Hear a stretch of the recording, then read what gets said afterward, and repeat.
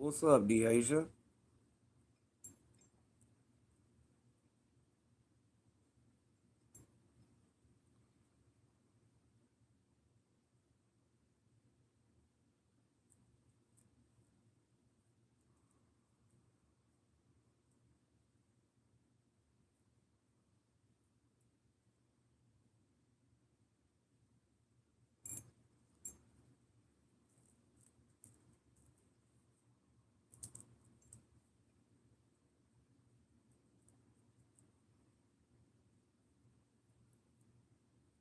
Mm-mm.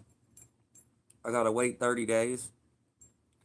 Because the last time I applied for monetization, uh, they said they couldn't monetize me because I had reused content on there.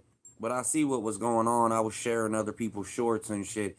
So they said I gotta go back and delete all the videos that aren't mine and then reapply in 30 days. So yeah, no, they didn't accept my monetization. But the good news is they will accept it. They even said that. It just says go back and to the punch list below. Everything we said was wrong and go back and delete or edit videos. And then they said I can reapply in 30 days. But what's crazy is I went back and cleaned up my channel in 5 minutes and then still gotta wait fucking 30 days. Like it was nothing. There was probably 10 or 15 shorts that I had posted that where I screen recorded it and it was somebody else's video. But I didn't like bleep out their name or anything. I wasn't trying to like steal anybody's content and then get paid off of it. It was shorts. So the way I was looking at it is you don't make money off shorts anyway. You only get subs. So I didn't think they would care, but no, they definitely care. Like on Facebook, you can just share anybody's post, and if it does 100,000 views, then you did 100,000 views. You know, it's just like you can go hit a share button on somebody else's profile and share it to your page, and if it does numbers, it does numbers. But YouTube's not the same. They want it to be all your footage. That's kind of crazy because like I can get monetized on Facebook using everybody else's post. I did that. I got a blue check mark on Facebook right now, which I'm pretty sure you can go pay for the shit too, but I don't know. You got to do a whole bunch of other shit to be able to do that.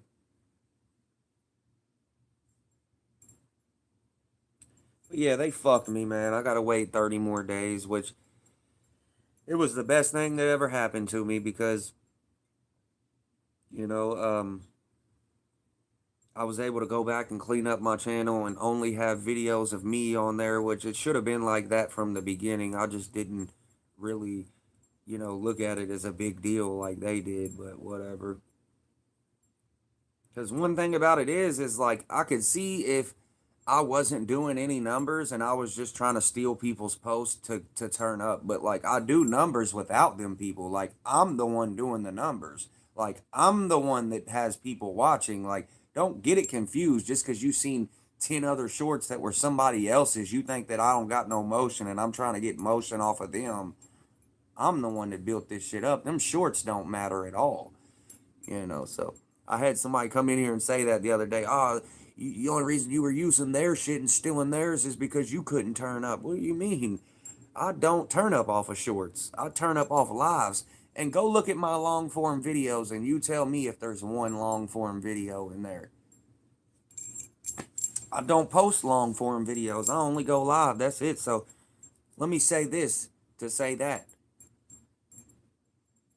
Somebody let me know one other motherfucker that ain't posting lives and long form videos. And if they do, name one of them that's ahead of me. All these people out here and I hate to be like that, but like all these people out here posting long form videos, Tusky only goes live and still hit 3,000 watch hours off of a live. I don't post long form videos. You can go Google it right now. Long form videos is really the only thing that you're going to gain watch hours off of fast. Do you know how hard it is to gain watch hours off the live? Go ask anybody that goes live and they're going to tell you how hard it is. You got to go live for 7, 8, 9 months before you even think about listen, 7, 8, 9 months, and it's usually probably longer than that. It's probably going to be about a year and a half to 2 years because for some odd reason everybody else ain't moving up in watch hours like I did, and I don't know what happened with me, but maybe they just blessed me and I got lucky because I shouldn't be where I'm at right now. Off of me not posting any long form videos, not running off of shorts, and I'm only posting lives and still hit the 3,000 watch hours, I'm blessed.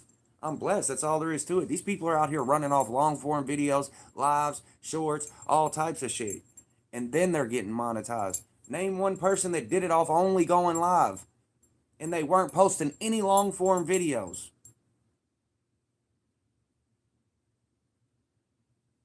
Go look on my playlist. Go look on my videos. I don't have not one playlist. I don't have not one video. All I do is go live. Do you know how hard it is to go live and hit 3,000 watch hours in less than a year when all you do is go live?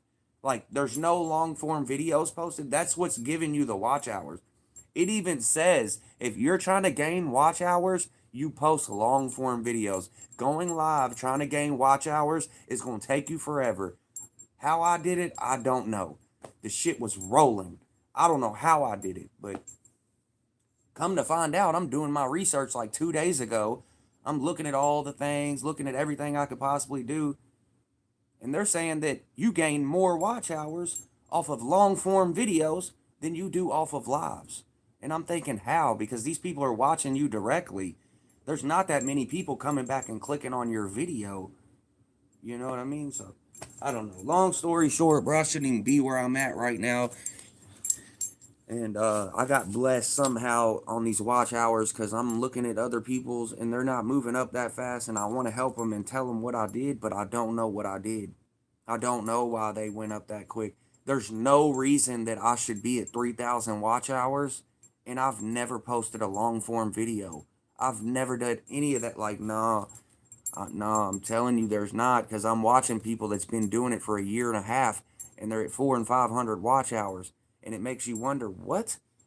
Something's going wrong. I hit 400 or 500 watch hours in 2 months. But like, I want to go back and help these people, but I don't know what to tell them because I don't know how I did it. I got lucky. I got to have had to have got lucky because, I mean, there's no way I should be at 3,000 watch hours. It even says like on YouTube that it's hard to get to the 3,000 watch hours without posting long form videos. It was basically saying like trying to do it off the live is going to take you a lot longer than if you were to just post actual videos and people watched them. But I don't know. Like, I really don't know exactly how everything works, or else I would be telling people so that they could come up where I'm at. But a lot of these people don't even really need help. They're already, anybody that already goes live does not need my help. These people are already way above me. Like, they're already doing better numbers than me with a quarter of the subscribers. So it's like, but there is one person that I really want to help that I know that's been putting in the work. And fucking, he's not going up like he should. I don't know what's going on. He's got some kind of setting set to where it's like not showing all of his shit as public or something. That there's no way he's been doing it for fucking 17 months now and only got 400 watch hours. Something's going on with his profile, but anyway, long story short, man, once I get monetized, I'm gonna help some people try to do, what they do. I'm not talking about the people that already go live. I'm talking about people that don't go live that want to go live. Like, if I got to, I'm going to just start setting up people's fucking accounts for them. Like, you know what? Go make you an account and we'll turn it up. I'll get on there. I'll get on the live with you and all that. Like, I'm not talking about get on the live from my live. I'm talking about, like, I'm about to start taking all of my people that are in this neighborhood that are one of a kind, just like me, that you've never seen before. Because if you think that I'm like a little bit I don't know how to put it. Like, if you think that I'm able to attract people and have them watch me off of my little bitty regular ass self, you're crazy. Because I got some people out here in the neighborhood that's real life talented. Come on, I don't got shit going on. These people have been making music and they own businesses. I got real people that I can turn up right now, and I'm going to do that. As soon as I get monetized, I'm going to do that. I'm going to have them go make their page, and I'm going to turn them up. So don't be surprised when y'all see me on somebody else's live and it ain't this name. I got about 2 or 3 of my homies right now that's messaging me like, bro, help me out, please. Like, I'm trying to go live, blah, blah, blah.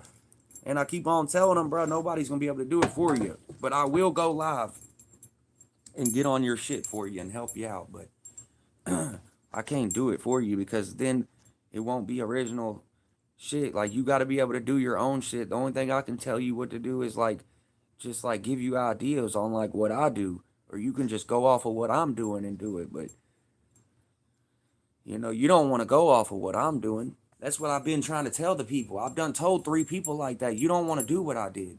My channel ain't a thorough channel. Like, what I'm saying is somebody's not going to come to my channel every day and click on it thinking, oh, he's posted a new video. Like, let's go look and see what it is. Yes. No. No, they come here to see how the motion's going and to see who's all tapped in and to see if I'm monetized yet and to see how much more subs I got. They don't give a fuck about me as a person or me of what I'm doing on here or what I'm saying. It ain't helping their bills. It ain't getting them to work. It ain't putting their kids on the school bus. They still got to live life. They don't give a fuck that I'm on YouTube looking at you talking. They care more about me down bad or me not getting monetized than me ever talking about my life problems right now. Believe that. That's all I wanted to say. You don't want to go do what I did and try to turn up on fucking YouTube. Go make your channel the way you want to make it. Because I fucked up at the beginning and then somehow I was just able to grab up motion because of me. That's what it was. It wasn't nothing else. I was able to grab up people because of me and the way I acted. But as far as people watching me because they think my channel is a good channel and they like the content, that's false. That's false. I only post lives. I don't have a good channel. But I don't got to have a good channel to turn up just as much as these other people. Don't ever forget it. And don't count me out. Don't count Jordan out. Real talk. Don't do that. Y'all see no videos posted. And y'all see about 15, 20, 30 shorts posted. And the rest is lives. Don't count me out. My bad. Y'all had a little bit of... I forgot my girl's back there asleep. And I'm out here just fucking hollering.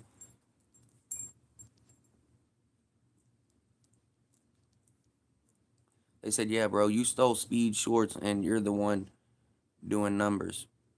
I am, because guess what? Guess what, Fargus? I deleted all those shorts. I don't have those numbers no more. That 21,000 views, I lost that. The 30,000 views, I lost it. The 18,000 view, I lost it. So you can't even hold that against me no more because I had to delete that.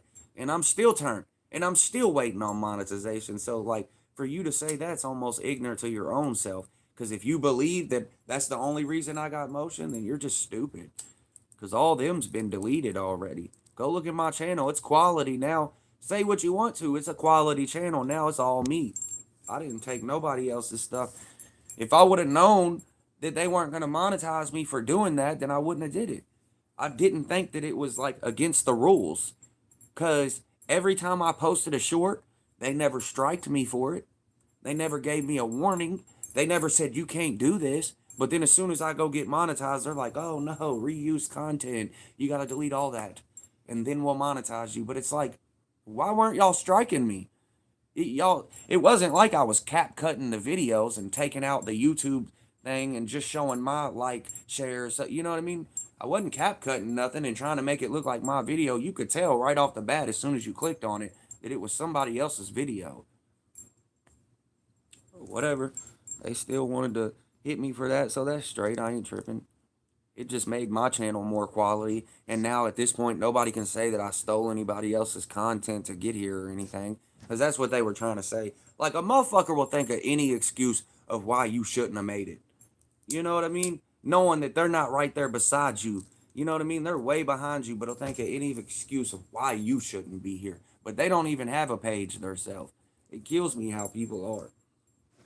It's like, hold on, so let me ask you, why shouldn't I be here? I've been doing this every day for 10, 11 months straight, hard, staying consistent, not missing one day out of a whole year. Maybe missed one day out of a whole year. And that was when I was leaving for vacation. Why wouldn't I deserve it? I put in the work. Y'all been seeing me on this bitch every fucking day, 2-3 times a day for a year straight. That's all I'm saying. I put in the work, bro. I didn't get it. I didn't get nothing handed to me. I did this every single day consistently, day in and day out, to get to where I'm at. I ain't gonna let nobody take nothing from me. I fucking did this. You know what I mean? As much as they want to act like I didn't, and I'm using other people's shit to turn up, and go look at one video on there, it's somebody else's. I don't have one long form video. I only go live, and I was able to get monetized off of strictly lives. I know when they reviewed my channel, when I applied for monetization, I know they looked at it and said, what the fuck? How in the fuck does he have 3,000 watch hours? He don't got one video posted and got about 50 shorts, and the rest are lives. Like, how is he ready to get monetized on his channel and has nothing to monetize? I know they thought that. I know they thought that. They looked in there and they see nothing but live videos. They didn't see no long forms. I know that's the first thing they thought. And it almost scared me a little bit because I thought that they would have hit me with the, we don't have enough to monetize you yet. Because they will say that. If you don't have enough content for them to monetize you, then they'll say that. Plus, if they try to come back, if they was to come back and say, oh, God, he's smoking weed in there, we can't monetize him. Oh, God damn. Anyway, let me catch up on a little bit of comments. I stopped reading them right at where Fargus was hating on me.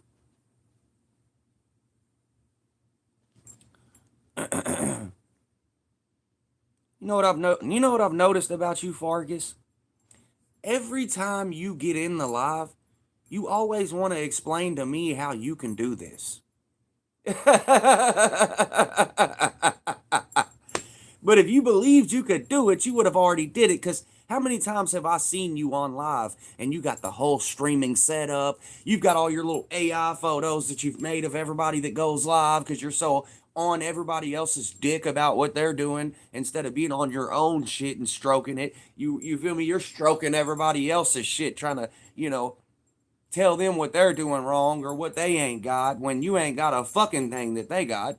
You get what I'm saying? And you're miserable and broke probably too. But anyway, if you could do this, you would do this because you were already on live and you had the whole setup. You had the PC, the keyboard, the music playing, the game system playing in the background. You had the whole setup and still couldn't do numbers. So I don't want to hear that dumbass shit talking about I could do it for 3 months and get monetized. You've been doing it for 3 months.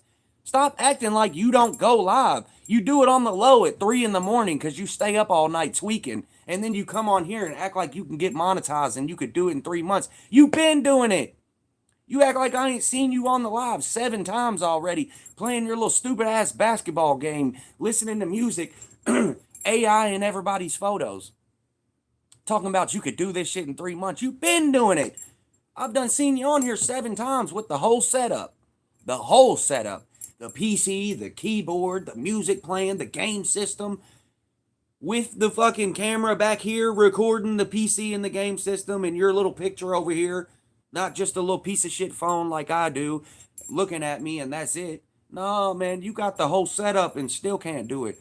Be honest with yourself and the other people and let them know you've been going live off a PC for 6-7 months and you still ain't did no motion. And any motion that you do got has been from me. The only posts that you've ever posted were posts of me that did any type of numbers. Remember that. I just wanted to say that.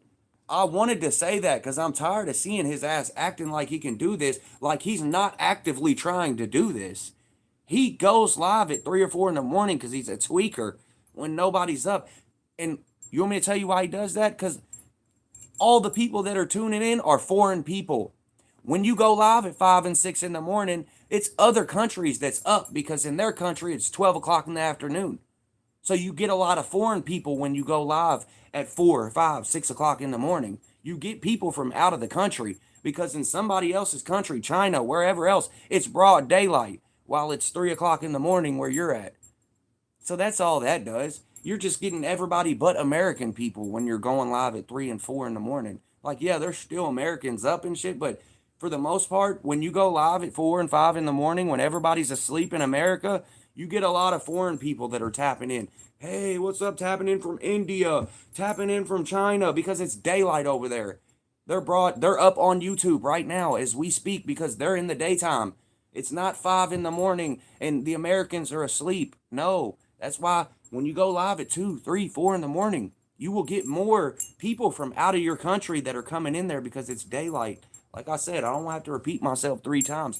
I'm telling you this shit so the people that go live can know. Like, I've been doing this for long enough now that I can see how it works.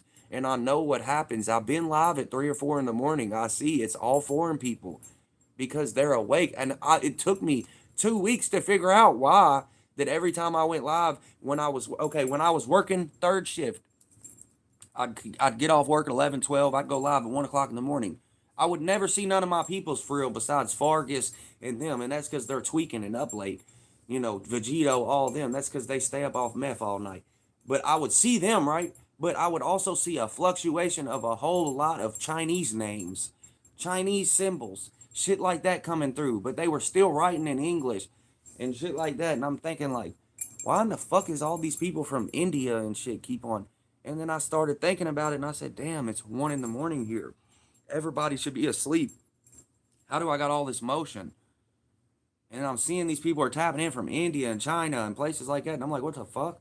Then I realized I'm going live at 2 or 3 in the morning. It's daylight where they're from. So they're actively working YouTube in their country like that, like way more than America. So now I know that if I want to get a different fluctuation of people that aren't American, I'll just go live at 2 or 3 in the morning and tap in with the other side of the world when they're on YouTube. Come on.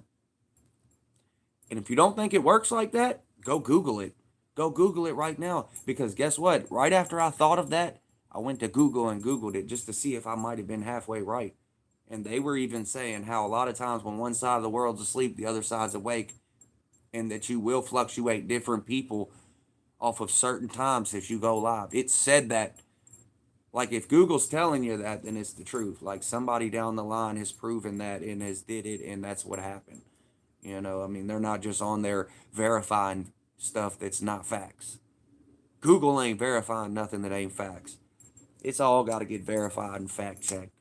So it's like, I'm telling you right now, I've learned how to work this shit a little bit. I'm not the best at it, and I'm not like super smart with it, but I've learned how to work YouTube enough now to where I know when to go live, if there's going to be people on there or not. And that's one of the things. A lot of times when you go live at 2 in the morning, there won't be a whole bunch of people like that. There won't be like that. Like, I've noticed. Sometimes it could be, though. It could be different for other people. I've noticed for me. Let me speak on me. I've noticed when I go live at 2 or 3 in the morning, there won't be as much people. If I go live at 8, 9 in the morning like I am now, there won't be as much people. But if I go live at 2 or 3 in the afternoon when I know everybody's awake, and then the other countries are just now finishing up their night, and it's like 6 in the morning where they're at, and it's like 3 in the afternoon where I'm at, that's why. Well, it's 8 o'clock here right now. Everybody on the other side of the world's probably asleep because we're just waking up. But then you got all the Americans that's not even awake yet. That's why I'm not doing no motion at 8 or 9 in the morning. You got to think about things like that. It's really only common sense. The other side of the world's asleep. It's completely dark over there because it's daylight over here. They ain't on like that. The Americans are still asleep. It ain't even past 11 o'clock in the morning yet. 10 o'clock in the morning. They're still asleep for the most part as well, too. So you're not going to have a good fluctuation of people at 9 in the morning. But like I said, I go live at 3 o'clock in the afternoon. The other side of the world's just getting up. It's probably 9 or 10 o'clock on them. You know what I mean? And then everybody in America's up as well. They're all up moving. Ain't nobody asleep right now. So it's like, really picking and choosing the times has a lot to do with how much you're going to turn up. It ain't about, they say, oh, the algorithm. I have learned the algorithm don't mean a fucking thing. I was making myself sound stupid talking about the algorithm. The algorithm is something you have no control over. Here I am on here talking about algorithm. I know how the algorithm works. And the algorithm is set up so you don't know how it works. That's why people ain't millionaires off YouTube, because ain't nobody figured it out. But anyway, I'm an idiot, and it takes, I listen to what other people say, And then I go off of it, not knowing it could be a lie or anything. And that's what happened. I'm going off listening to these people. Oh, algorithm. I'm following the algorithm. And little do I know I'm looking stupid by saying what they said because I'm thinking that I know what it means, but that's not what it means. I had to figure out real quick that like I'm oblivious and that listening to these people to turn up my YouTube ain't gonna work. They don't know. They're not where I'm at. They don't know. But I'm telling you, that's why I always try to find people that's above me, people that do more numbers than me, so I can ask them questions. I've never been a hater. If I see you doing more numbers than me, I need to figure something out. Like I just want you to help me and like try to tell me what I could do to fucking turn up like you did. Cause I'm humble. I'm not one of them guys that has an ego problem, like I always say, and like I can always learn something new and I don't know everything. So if anybody's above me and got something they can tell me or help me with or let me know, like I'm taking in all suggestions and I'm putting it into play. And if it don't work, then it don't work. If it does work, I'm gonna spread it to the next 20 people and let them know how to do it. But not everybody's like that. The people that are big streamers on YouTube right now will never help the little person. Will never help. There is a reason why you see these people with 100,000 and 200,000 subs, and you might even be a mod in their channel, and you're just now starting out your live and don't nobody help you. There's a reason. There ain't nothing they can do for you. What you want them to do? Get on there and talk for you? Nobody can do it for you. That's what I was telling my homies. I got like 3 or 4 homies right now, and they're lightweight upset at me like I'm supposed to build up their shit for them. Bro, if I'm on your YouTube and it's me talking, like that's cool for a little bit, but eventually you got to be the one to do that. Because like if I get this channel monetized and I'm talking on your channel, eventually I'm going to end up taking your channel too. No, like, you know what? I've already put myself on here and you're monetized here. I'm taking your channel. Give me that. Like, it's me. So I'm not going to turn up anybody, you know, unless they're willing to talk every day on live. Like, if you're not willing to get on here every day by yourself and do it, then I'm not even going to help you because, like, I don't know exactly what to do. You know what I mean? But yeah, like, long story short, man, a lot of people counted me out, and then I did it in front of them, and they didn't have much else to say. And right now, I'm in the moment where I'm taking in suggestions and I'm trying to learn from everybody else. Because at this point, I've exhausted all my efforts and I'm doing good and I'm turning up and I'm getting monetized. It's 100% now. After I just seen that they said reused content and didn't hit me for the weed smoke and that was cool, they don't care. Because I had seen other people's channels that are whole channels of like dispensaries. Like it's real dispensaries and they go live and they're cutting up buds and like cutting the leaves off the buds and rolling up joints and they're monetized. People are sending super chats through and it's a dispensary website. I've seen pages where people show off guns and stuff like that, stuff that's against the policy, but they're monetized. People are sending super chats to them as they got a clip on the table that's fully loaded and they got some Glock 9 that they're showing off. I'm like, no, these people are lying. Like, I've watched whole dispensaries get on here and like go live, so I'm pretty sure that they don't care. But anyway, when I tried to go and get monetized this time around, they told me that I had reused content and that they said wait 30 days to reapply. I'm eligible to reapply on July 4th, and they said go back to the punch list below and edit or delete any change, make changes, and then reapply in 30 days to get your monetization accepted. So hopefully it'll work then, because obviously they gave me a punch list, and the only bulletin that was on that punch list was reused content. You said Nico also got hit for smoking on stream. Well, that's cool though too, because like even if they did hit me for smoking on stream, it's not a big deal, because I only got like 10 or 11 age restricted videos, maybe 15. So I'll just delete all them and then get the watch hours. Yeah, because the only time you got to delete it if it's got an age restriction. And, okay, like if you go on there and you go look at my last couple lives, I've been in this bitch blowing. But they never age restricted me. But only some of them, they pick and choose. Like if you do an hour, a 2-hour live, they're age restricting you. Because they know you just got a hell of time. But like, if you go back and look, I'm pretty much smoking in a lot of my videos, but not all of them got age restricted. Like I can smoke like this right here and not get age restricted. But if they see the weed, they age restrict me. Because you can go back and look on my last two lives. One of them got age restricted, the other one didn't. I was blowing in all of them. And I figured it out. Because I'll be like this, smoking a joint or a cigarette and not get hit. But as soon as I'm breaking the shit up like this and I'm rolling it, that's when I get hit.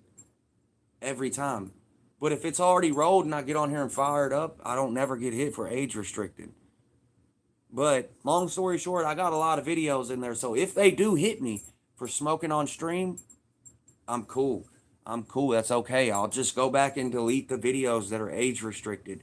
There's not that many of them. Now, granted, I would lose some good videos. I've got some videos in there for 2 hours long. And I'd probably lose some watch hours, but it wouldn't take me nothing. I'm already so far ahead in the watch hours that no matter what, even if I had to go back and delete the videos where I've been smoking weed at, it wouldn't it wouldn't have that much play on me. Like at first I didn't want to delete the videos because I didn't have enough watch hours. If I would have started deleting videos, then I wouldn't have been at the threshold. But now I'm so far ahead that like I don't care about the 4,000 watch hours because when YouTube starts paying me, they're not going to pay me nothing anyway. I don't do enough views. I only care about the super chats and memberships. That's the only way I'm going to make money off this content. That's the only way. And a lot of times I'm not even going to make money off that because there's only so many people that watch. They're not going to sit here and donate to you every fucking day, right? Eventually, you got about a year before all your regular people stop fucking with you. And you might get a 5 here and there or a 20 here and there or something. But, after you run it up for a year or two, like everybody's pretty much like sent money through and like it gets old. Like if you're not gaining new people, you're not going to just forever keep getting money off super chats. I mean, look at people that got 100,000 and 200,000 subs. They fucking, you know, all them guys, they get super chats and stuff. But what I'm getting at here is they have 100 and 200,000 people and they might only get $50 altogether out of a live. So somebody like me with 1,000 subs, the super chats will run out in 2 months. After everybody fucking gives me 5 or 10 or $20, fucking, it's gonna be about over. So do I think I'm gonna get money off this shit every day to where it's worth it? Nah, no, I'm not. Because I get money in real life. I'm making 1,500 easy. So it's like the little $20 and shit, it's almost not worth it to me. I make good money, y'all's $20, and I'm not gonna sit here and be ungrateful about it or say that. Let me put it in a different way, but like the stuff won't mean that much to me on super chats. I already get money to where 20 and 100 is nothing to me. I'm spending 300 on groceries to eat. You know what I mean? Y'all might have paid for the groceries for that week. And I hate to be like that. I'm not being ungrateful. Thank God for anybody that would want to, donate to me, especially when I'm just an ain't shit dressed up garbage can. I try to be good to people, but I don't have much meaning on here. And that's what I keep trying to tell people. Like, I'm really a humble guy. Like, I'm not one of them ones that are, and they really think that I got ego problems and shit, and because, like, I get on here and I talk about my past, and sometimes it be some situations that's unbelievable to where they think now I'm just trying to look cool or look, you know. So I quit even saying stories anymore, man, because like at the end of the day, they start feeling like I'm lying and shit, and I lose views off of it. When I start telling people the real me, I lose views.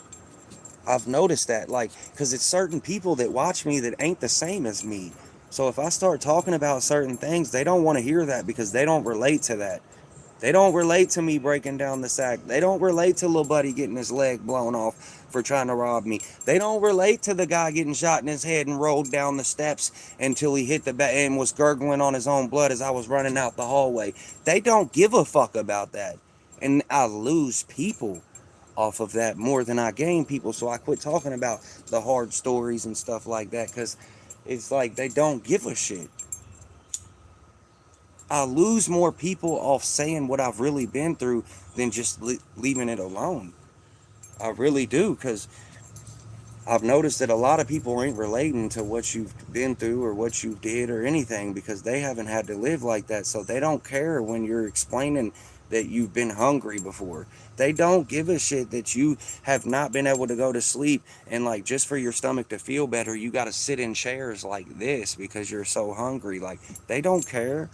They don't give a shit about that.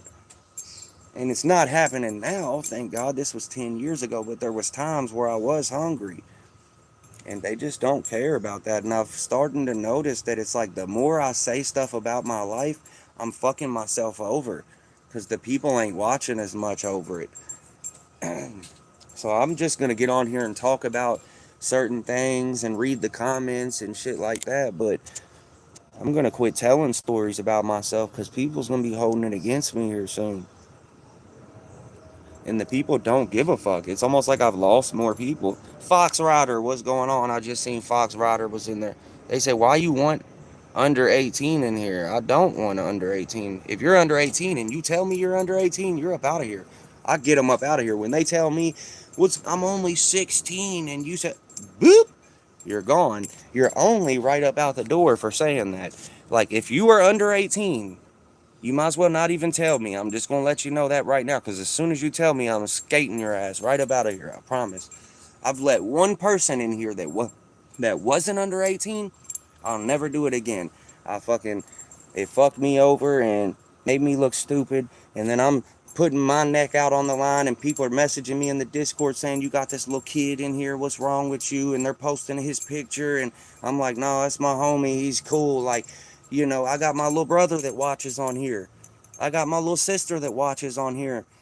But they don't say nothing. And I don't let them know. I tell them a lot, like, you don't need to tell these people that you're my family because they will message you and harass you and they will look for you and they will do things like that. Like you don't tell these you have never seen my family on here. Y'all will never see you can get on Facebook all you want and do all that little pussy ass shit. What I'm saying is you have never seen my family on here. You will never know who my little brother, who my little sister is. But one thing about it is I don't put them on here for a reason because if something was to happen and somebody was to like be harassing them or come after them, I'd have to get you off the earth for sure. And I'm knowing that it's nothing to play with. I'm not going to put them on there. Me, if you want to come after me, and you want to do something to me, that's fine. I can defend my own self and I'm good. But like they ain't able to do that. They haven't been on the earth long enough to know what that is. They don't know how to defend themselves. They don't know if somebody runs up on them and says, remember that shit you said on the live? They don't know how to punch them dead in their mouth and lift them off the feet and be like, yeah, I said that. What? They don't know that. They're not from that. They were raised up good. Like, we make sure to hide them from that. They don't know about now, I'm not going to lie. My little sister knows what I've did because she was young. What's crazy is, I'll tell you what really got me sober is I walked into my house one day. Not my house. My stepmom's house, which is my little sister and little brother's house. And this was when I had already got sober. And my little sister looked at me and said, yeah, she was like, you were always skinny. And remember, you used to tell me that you were going to come back, but you would never come back. And I would always sit in the driveway waiting for you, but you would never come back. That killed me. I was like, damn. Like, they actually care about you. You don't realize how much these people care about you until they tell you stuff like that. So her sitting there waiting on me, I'm like, oh, I'm coming back. They'd be trying to feed me here, eat. You're about 120 pounds. You need something to eat. You good? And I'm just ribbing and running. I'm booming. I'm making money. I'm selling. I'm doing everything I shouldn't be doing. Everything that I shouldn't be doing times two. And then when she told me that, I was like, dang. And then I finally realized, like, what's going on. Like, that you hurt more people, being down bad like that than you ever do yourself. I could deal with the pain that I was going through, but like them, no, they wasn't having it. They was waiting for me to come back and I wasn't there, but she knows.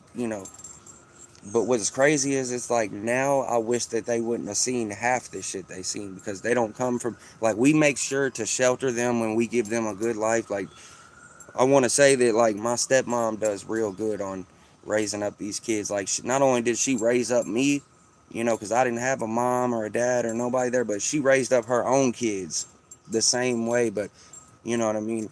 and does a good job at that. So it's like, and she don't have much help.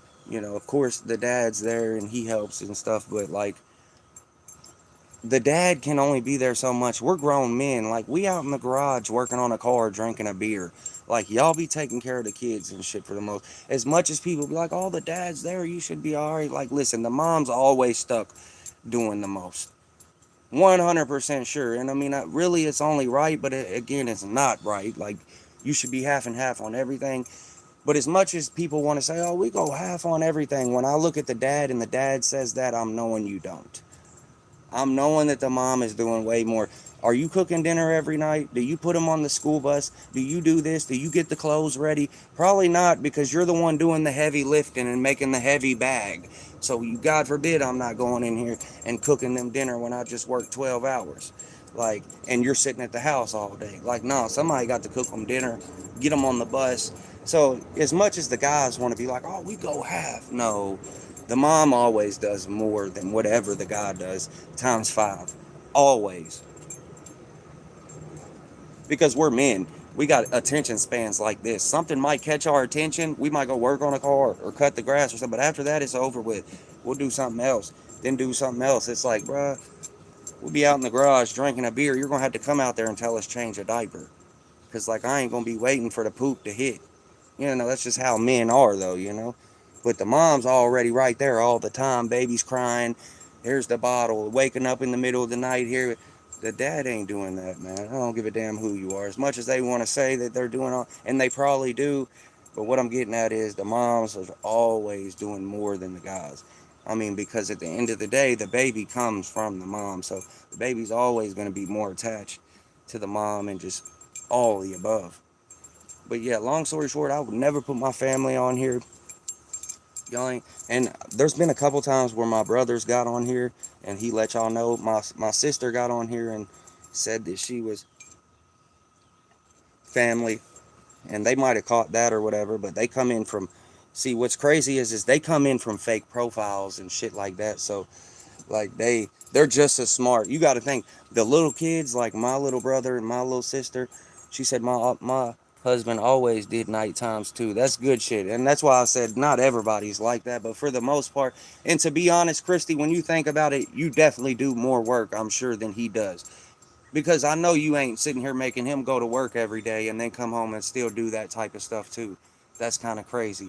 And that's all I was saying. Like, I'm not saying that the guys don't do anything, because I'm sure they're right there with them. But a lot of times the guys is out making money and doing certain things and like ain't always right there. But the moms is always right there from the time they're born, because that's who it came out of.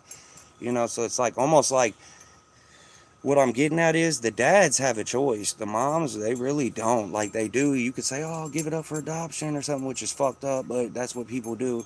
But the dads can, I mean, it's sad to say, but they can say, look, I ain't going, that ain't my kid. I'm going to holler at you. But I would never do that, ever. Like, I would raise up a kid, even if it wasn't my kid, depending on the circumstances. Like, if I met a girl, right, and then she already had a kid by somebody else, and I would help her with that, right? But like, if I'm with my girl and she has a kid with somebody else, I'm just gonna fuck both of them up and then leave. Fuck him up, fuck her up, and then leave. You'll never have to hear from me again. I always told my girl, I always told her, I've never been the one to put my hands on females, and I never will. But like, if you're gonna cheat on me, just leave me. Because if I find out you cheated on me and tried to do it behind my back, I'm gonna fuck both of y'all up. Just leave. If you're ready to cheat and do that, just go. Because if I find out you did it and then played me about it, and you were trying to make me look stupid, and you were with this dude the whole time and you're fucking over me, I'm going to get both of y'all. For sure, 100%. Just go. It's not that bad to me if she says, look, it's over. You know what I mean? Because it's been 7, 8, 9, whatever. God forbid she did that or whatever, but it wouldn't be that bad, because I know that times change and people change, and that all situations are temporary, and people grow out of different, situations. But it could be, you get what I mean? If it's the other way around, is if you're sitting there playing me and cheating on me and making me look stupid, and you're going and hanging out with this dude and he's laughing and cutting up about it, I'm going to beat both of y'all. I don't give a fuck what's going on. Just because I'm such a loyal person. I'm loyal to everybody. I wouldn't do her like that. So if you do me like that, I'm gonna fuck you up. She knows that. And it's crazy, and I'm one of them guys. I have never put my hands on. You can ask her. I have been with her for 8 years. I've never put my hands on her. Now we've gotten into arguments and stuff, and it might have got a little serious. Like one time, I think I might have like pushed her head, boom, or something like that, and that was because she swung on me 3 times. Being connected, being connected, being connected. Boom, mugged her to the floor. Never swung another one again. But sometimes it takes that, because if I would have let that ride, how many times else would she have swung on me? You know what I mean? They swing on you when they know you won't hit them. They talk shit to you and get in your face because they know you won't hit them. That's how girls are, right? Like, they think you won't, but you come across the wrong people and they will. I'm just a nice guy. I wouldn't never, I have no, you know what I mean? Like, me doing that to a female would be awful. Why would I do that? I would never ever do that. I've always been that guy. I've never put my hands on females. And I've gotten done dirty. I've gotten done dirty. I've been cheated on. Hell, I've had the whole, you know what I mean? I've had it all done to me. I done had it. My first girlfriend I ever had fucking cheated on me and left me for a black person. I've got some pain too that I've went through, right? You know what I mean? And I don't have anything against her for doing that. The only thing I got against her is, you did that shit while you were still trying to be with me. If you wanted to be with him, just go be with him. You know what I mean? Don't try to play with me and then him be laughing about it while he's fucking you, and then y'all playing games with me. I'm gonna get both of you. And then it ain't gonna be funny at all. But like, I'm just saying, these are things that have happened to me as I've gotten older. So I've been done dirty too, and I still never put my hands on females or anything like that. I'm not that type of guy. When I should have. You did me like that? Like, that was ornery. You know what I mean? I had loved that girl. I was with her for 4 years in my first relationship ever. So it's like, but that's what I'm getting at here. People's done me dirty and I've been put in situations and still didn't do things that I should have did.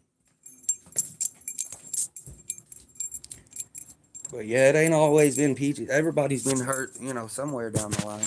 But I really feel proud to say that I'm one of them guys that I've never beat on women. I'd never abuse them. I might cuss them and say shut the fuck up or something, but I'm never one of them guys that's fucking been like that to women. Any one of my exes, they're all friends with me and cool with me still to this day. Even the one that cheated on me. None of my exes hate me. They all love me. We're all still friends to this day. It's crazy. And the reason is because I was always loyal to them and they knew it. I don't have any enemies. Like, none of my exes hate me. None of them want to, like, file a report on me or try to come get me. Like, I could still get every one of them to this day if I wanted. 100% for sure. And every one of my exes that ever left me ended up ruining their life. I just wanted to say that. And I mean that. I'm talking about they didn't have no kids. We were 15 and 16. We were living good. And as soon as they left me, all of them have 3 kids now, 4 kids, don't have custody of none of them, getting high, have lost them, have been to jail 7 different times since then. That's why they lost their kids. Like, I had 3 exes. Every single one of them did the same thing I'm telling you. Every one of them has 4 kids now. Every one of them has 4 kids and only one of them lived with them. Every one of them, and when I say this, I mean this on my granny. Every one of them has 4 kids and not one of the dads is there. If they would have had a kid with me, I would never leave my kid out, because I got left like that when I was a baby by my mom. Like, left in the car seat. It was over. Police came and got me, like, in a car seat, stuck in a hot ass car.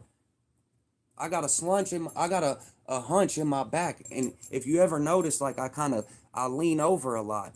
I was left in a car seat from the time I was 1 years old until like 3, and that's all I was ever in. Like, they never took me out. Like, I would cry in that car seat for hours. They would starve me and all types of shit. And I heard this from people that ended up taking custody of me. My dad's mom is the one that told me all this. She's the one that took custody of me and shit. She ain't gonna lie, but that's because they were getting high and they were only 12 and 13 years old and left me in a car. But what I'm getting at is, like, none of that would dictate who I am today. I still treat people good. I make sure to do anything to anybody that I would want done for myself. I'm not gonna make anybody feel bad. I don't down people. The only time you ever see me clowning motherfuckers or talking bad on the internet is when they do it to me. I respect everybody. But shit, all of us have come from some type of fucked up background. So yeah, I don't really use that as an excuse of like why I fuck shit up every day. Come on. He what he say? He said, I'm going through the same thing with my baby mama right now. I had to kick her for bringing dope in our house. I got I got to get custody, but damn, it's hard here in Texas. Damn, you're in Texas, bruh. That's what's up. Shout out to you, and that's crazy, bro. Like, and that's another thing. Like the baby mama's trying not to let the dad see the kids and shit. I think that's kind of crazy. And maybe I don't have a right to speak on any of this because I don't have any kids. But at the same time, maybe somebody needs to hear it from somebody that don't have kids because this is coming from a perspective of people looking in from the outside that don't have kids. So maybe I don't have the right to speak on any of this. And I don't speak on anything about parenting wise, like changing diapers, and I don't know about none of that. I don't know what it takes to raise a kid like that. But I'm sure it's common sense and it would just come to me as I go, right? Like if you can change a diaper and you can make a bottle, you're all right. You're all right. The thing is, are you willing to? But yeah, man, that's crazy, Seth. He said his baby mama's doing, and then she brought dope in the crib. Like, damn, and I've been through that same situation. I had to leave a girl. I damn near left my girl I'm with now over some stuff like that. But it was back then when we were both like struggling with what we were struggling with and trying to get off of it. But yeah, man, and what's crazy is I would give her a chance if I was you though, Seth, because I remember like that overriding thought of going to get high will override anything, and she probably loves you to death and like really wants you. You know what I mean? And just that dope is just overtaken. Like as much as like I'm telling you, if she ever went to go get sober, she'd call you and be crying and love you. She loves you, but the dope has just took over to where like you'd probably think too, like oh she's choosing the dope over me. If she really loved me, you know she wouldn't get high. Nah, cause like I loved a lot of people. Like I wouldn't have quit getting high for my own dad if he said he was dying for real. Like and the thing is as much as I would want to and I wish that I could, I couldn't. Because, like, there's something about when you wake up every day and you're not feeling good that you're not ready to sit here for the next 2 weeks and not feel good when you could just go spend $20 and feel better. So that's what you're going to do every single day, and it's not going to stop, and it's going to be an everlasting vicious cycle. And it's never going to stop until you wake up one day and have a moment of clarity. And that's what it is, a moment of clarity. Because there's times where you're getting high and you're not there in your right mind, right? You don't think about the negatives. You're just thinking about all positive. Like, I'm going to get loaded. It's Friday. We're going to chill. We're going to the waterfront. We're hanging out with everybody. We're all deep. What's the word? That's all you're thinking about. You're not thinking about, like, look, this house is going, the car is going, the pounds that I'm selling is going. Like, you know, you're not thinking about all that. So it's like, if it's a little different, Seth. I feel like your situation, like, I wouldn't just up and leave her like that. Like, I would definitely try to make it happen for her for real, or just let her know, like, look, you got to get yourself together, man, because you're going to lose everything. 10 years together, maybe I should give her a chance. And yeah, we all struggle, should overshine, yeah. Nah, but it's crazy because, like, the kids ain't, I see people lose their kids and keep getting high. It's hard to not get high. It really is. It's hard. I'm able to do it after years. It took, bro, I struggled and fell off and got high 20, 30, 40, 50 different times. I would get sober for 3 months, then get high, sober for 5 months, sober for a year, then and it took me to do this for 10 years straight, off and on. I mean, they never would have thought that I would have got it. They knew that people quit coming around me because they knew I'd get 6, 7 months and I'd be right back. Even when I'd come and I'd have 8 months under my belt, they wouldn't believe me because they know how I am. But now it's been 5 years. Now it's been 5 years and I haven't went back. And now it's to the point to where my mind is fully healed. It takes 1 to 5 years for your brain to be fully healed from the trauma of using drugs. I don't know if anybody notices or knows that, but one thing about getting high and how the body works and how the mind works, I know everything about it.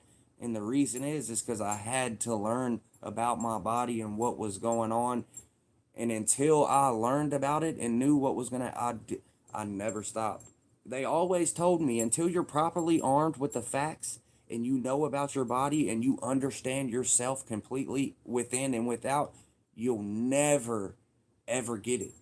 And I would always listen to them and be like, that would throw me off. They would tell me, like, when I was in AA and stuff and trying to get myself together, they would tell me shit like that. And I wouldn't know what they were saying. Like, what do you mean? I know myself well. Like, I know what I want, what I don't want. But at the time, I didn't know anything about me. I had never took a deep look. I had never wrote all of my character defects and all of my flaws and all of my amends, or stuff that I had did bad to people. I had never wrote all of that stuff down and took a look at myself and tried to go back to any of those people and make amends. But when I got sober, that was the hardest thing that I had to do. And these people were telling me, and at that time I was so beat down and was at rock bottom that anything that they would have told me to do, I would have listened. Like, whatever they were telling me to do at that time, I was going to listen because I wanted a different life and I wanted that bad. And I could not get it. Like, I always ended up in the same spot. And I would look at people and wonder, I'm like, how are these people able to live life normally, go to work normally, and they don't think about drugs, they don't think about getting high? Like, I didn't understand how people lived normal and didn't get high. I really didn't understand it at all. And then I had to really realize, and they told me, you got to write all that. We're going to do your fourth step now, and you got to write all this stuff down on a piece of paper that you did bad to people. I mean, everything. He said, even the little stuff, like when you were young and fucking, his goofy ass is stupid. He's like, even the little weirdo shit you did with your cousins, and which I didn't do any weirdo shit. I don't even know my cousins, you know what I mean? I'm from Kentucky. I don't even know who my cousins are type shit, but that's what he said. Even the little weirdo shit you did when you was 3 with your little cousin. I'm thinking, do what? Like, well, what'd you do? That's exactly what I said, because, like, I don't even know my cousins. But anyway, he was like, yeah, you got to get rid of all that shit. You're going to have to put it down on paper, and you got to call up those people or go to those people face to face and make amends to them. And there was still some things that I didn't make, some people that I didn't make amends to, and it even says, only make amends, if it says by the book too, if it endangers your life or your well-being or your sobriety, that you do not have to go make amends to them people. If you feel like it's a dangerous situation, there's some people that I couldn't go make amends to. If I go to these people and try to make amends to them, they're going to put a gun directly in my face and ain't going to give me no time to talk. Like, there's some stuff you do to people where you know what I mean? You just need to stay away from these people because there is no making amends. Like, if you go break into somebody's mama's house and steal all their stuff that she worked for 30 years and she's retired, and now their sons are after you, they're not going to hear your amends. You know what I mean? And that's the type of shit that I was going through right there, right? Like, some of these amends I couldn't make or go to people. Like, it was different for me. The amends they're making is like they cheated on their girlfriend and shit. Like, the amends I'm making is like I crawled through these people's window, or like fucking blew their cousin's leg off over a weed deal, or so it's like some of this stuff ain't forgivable. Like, if you go shoot somebody, they're not gonna forgive you just because you're in that point in time in life where you're just wanting to be forgiven and you're going back and making amends to people. They don't give a fuck. Like, I know that there's a couple people in this life that if they would have ever came back and made amends to me, come knocking on my door, I'm coming straight out the door on them. And that'll be our amends. Like, once we fight one-on-one, then we got amends. Like, until then, until somebody loses, I'm not going to be happy. So I felt that. But anyway, long story short, there was people that I did go make amends to that, like, I thought wouldn't have went through smoothly, and it went better than I thought. And, like, I felt so much better after I left.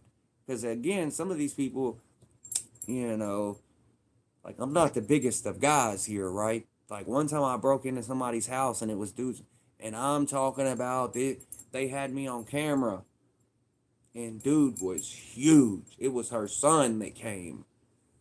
And I was like, fuck. But you know what's crazy? You want to know what saved me? Is we used to run in gangs and shit. Like when I was growing up, we had real gangs that we were in, and like we really did this. Like there was no way to get in it unless like you would get jumped by 6 people for 6 minutes. You get what I'm saying? Or sometimes they would put down 6 pennies on the ground and you'd have 6 people beating you and you got to pick up all 6 pennies before they stop. The only way they stop is if you go to sleep or you get knocked out, then they'll stop. That's the shit we would do though. Uh, I'm not gonna say too much on here. Anyway, I'm not gonna say too much about it, but we would run in real gangs and shit, and we were organized, and we would be 10 and 15 deep everywhere we went, and the police wouldn't mess with us. Now, granted, we were 13 and 14 and 15 and 16 and 17 years old.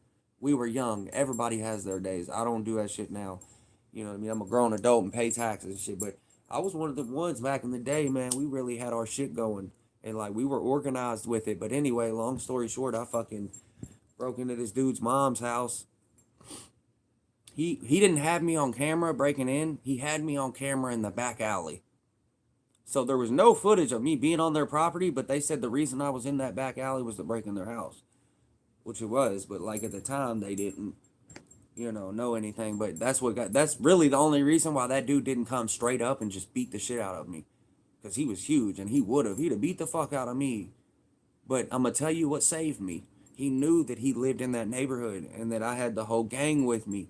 Like if he touches me, he's gonna have to deal with 15 other people, and like these people aren't gonna come up and like knock on your door and like we know where you live. We're just gonna kick it off the hinges and run straight in with 15 of us in mask. You can't lock us all up.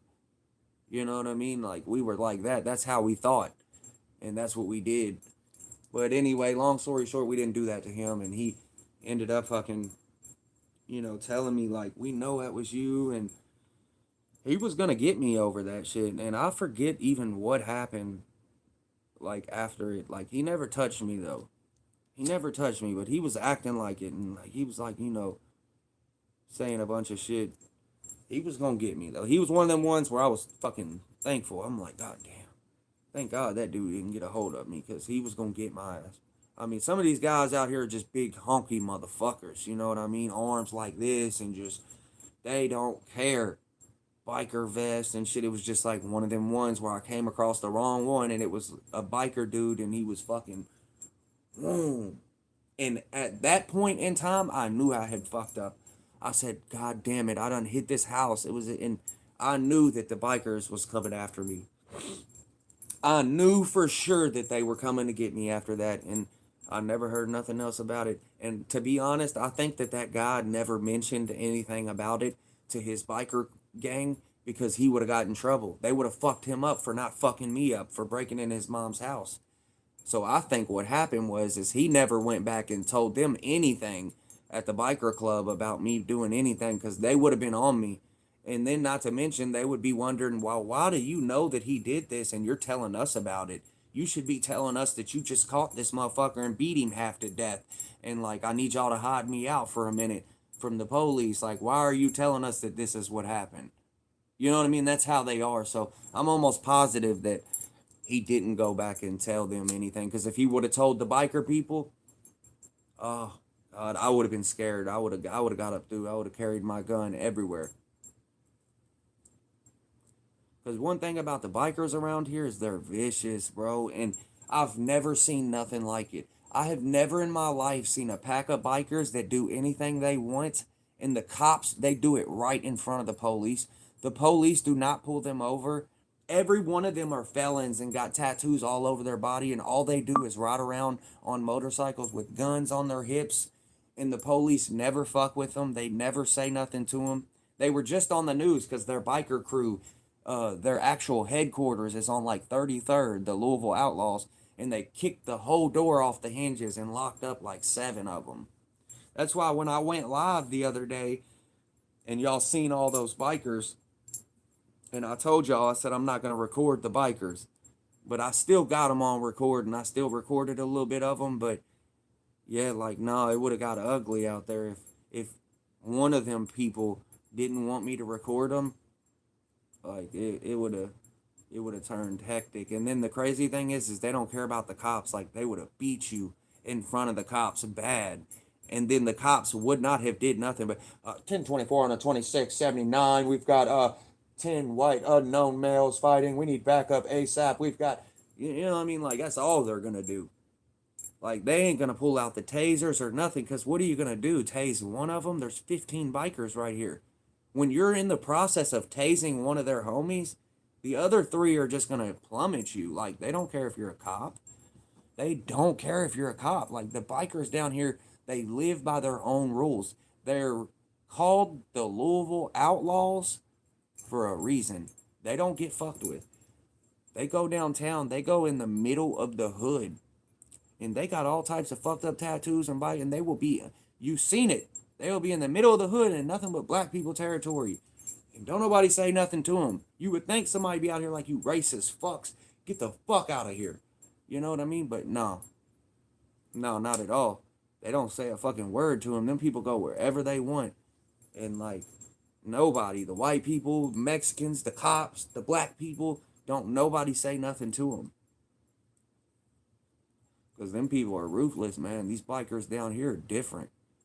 Like, I see real bikers. I showed y'all real bikers the other day. Like, when y'all were on live, these are real bikers that have patches, and they got these patches from getting rid of people and doing missions and shit like that. Like, it ain't just like they're wearing these patches. You gotta earn that shit. If I just threw an outlaw jacket on and rode out, they would have plummeted me down there. But I'm not even in with the outlaws like that anyway, so like, they would have plummeted me anyway. But yeah, y'all seen it, man. I went live the other day, man, and they were walking around no problem, and nobody says nothing to them. I damn sure ain't saying nothing to them. I wasn't even trying to record them because I know what they do. Like, I seen them do fucked up shit, and they don't get caught for it. I swear to God, they don't get caught. Yeah, that shit's nuts. Like, they walk into stores and shit. Like, say you got a couple of them that are young and they're just fucked up, and they'll walk in stores and they'll just grab bottles off the shelf and shit and walk out. And I swear to God, the store owners won't say nothing. They'll just get on the phone immediately. They don't say, hey, hey, hey, hey. No, they don't say nothing. Like, they walk up in there and they will grab a bottle off the shelf and walk out. And like, if you say anything, like, yo, hey, hey, that's gonna set them off. Like, just let them go. Let him go. Because this motherfucker will turn around and start firing on us over this bottle. And he will. Like, they're nuts like that. There was a reason why I record everybody. I'll be in the hood. I was in Little Haiti. I was in Miami just a week or two ago. In Little Haiti, the worst. I'm recording everybody. Give a fuck. Everybody's on camera. And we're in the worst part of Miami you could possibly be in. I'm recording everybody. There's a reason why I come back home, though, and don't record them people. Because, like, I got to live here. And right now, I'm in good standing with everybody. So, I don't have to worry about shit. Like, they respect me and shit. They're not going to do nothing to me. I was down there in all blue in this right here. And one thing about it is the bikers don't like gang members. Yeah, like, they want to believe that they're the only gang. And, like, if you're some type of member that, which I'm not a member. I'm not saying that I'm a member. I'm saying, but by this shirt, they might think the wrong thing, right? And I wore this shirt and these pants down there. But the way they don't care about your little stupid gang, because they will fucking fuck all of y'all up on motorcycles and pull off. And it's like the only way to even get in these biker gangs is you have to do something for them. And a lot of times it involves some fucking stupid ass shit. Like, they want you to go fucking light this cop's house on fire, or, you know what I mean, that locked up one of their buddies or some shit like that. Like, it'd be some shit that they want you to do. So anytime you see them bikers and it says Louisville Outlaws, or it says Grim Reapers, or it says Hell's Angels, and they got fucking 3, 4, 5 patches on their shit, don't fuck with them. That guy I put on live the other day when I was waiting at the stand getting my food, and his whole back was filled up, and everybody was coming up shaking his hand and talking to him. There was a reason. He got all them patches by earning it, and they know what he did. They know what he did to get those. But yeah, if you go back on my live video, I think I actually might go back anyway, and I'm gonna clip it up and then share it to one of my shorts. Is what I'm gonna do because I wanted to show people like these are, God forbid, I hope he doesn't like watch my live or something. Who knows, or see that I did that, which I don't think he would care. As long as you're giving them respect and you look up to them, they won't care. But if you're doing it and you try to like slander them or do anything bad or say anything reckless, anything, even if you're just joking, like, look at this fucking Waldo looking motherfucker. Oh, no, it's over. Yeah, no, you're just going to get punched for that. You know, they're going to make you, you know, they're going to make you answer to that one. Just little shit like that. They're so crazy. But anyway, long story short, I'm going to clip him up, man. And I always give them respect and stuff. And a lot of times they like to be on the internet. They do because they don't get to be on the internet and they don't get any recognition. So when they see people that putting them on the internet, as long as you're not doing it in a bad way, they're not gonna care. As long as you're not slandering them and you're not, they're not doing any crimes or anything, they're not caring. They're gonna respect it. Like after, but what's crazy is it's like, thank God I'm not in with those guys. But like, I got like 5 or 6 family members that is in the Hells Angels, and they all know everybody. So like one day I'm gonna take y'all to 33rd right there, and I'm gonna walk straight in the Outlaws their bar that they go to and show y'all around, and nothing will happen to me. They will shake my hand and ask me how I've been. They all know my family and stuff. Like I'm one of the very few white people that was from out that, like, so it's like they all know me down there. They might not know me personally, but they know me. They've seen me around. Like all those people I was recording and those bikers that I was walking past, I recognize every one of them. I've seen them all around Louisville. I know who they are. A couple of them I know their name, and I know what they've did. Somewhat. I don't know exactly, but they're like that one guy that was in that vest. I've seen him on the news, and he had patches all down his back right here, and everybody was walking up shaking his hand. I've seen that guy around a bunch, and he goes to the bars on 22nd, and also he be at 33rd. Both of those are their headquarters. So it's like, yes. But yeah, I don't have to worry about anything because, like, my great grandpa, he rides motorcycles and's got 2 or 3 of them. My dad's fucking the same way as well. He does it too. And then don't get me wrong too, because like just like you have like white motorcycle gangs, you got the black ones down here too, and they don't play and they don't like white people. What's crazy is the white bikers down here are not racist. People get that image and they think, oh, the Hells Angels, they're not racist. They're in the middle of the hood. Their headquarters is on 33rd and 42nd and shit. That's a predominantly black neighborhood, but nobody fucks with them ever. Nobody's gonna say nothing to them. But no, they're not racist or none of that. Like, they don't care who you are. People think that shit. They're stupid as fuck. They're not racist. It's not just because you're black, they're not like, that's not the case at all. That is the wrong perception of these people. Even if you see the ones that are like white pride and that listen, if you see somebody that says white pride or the KKK is where they get, that doesn't mean that they don't like black people.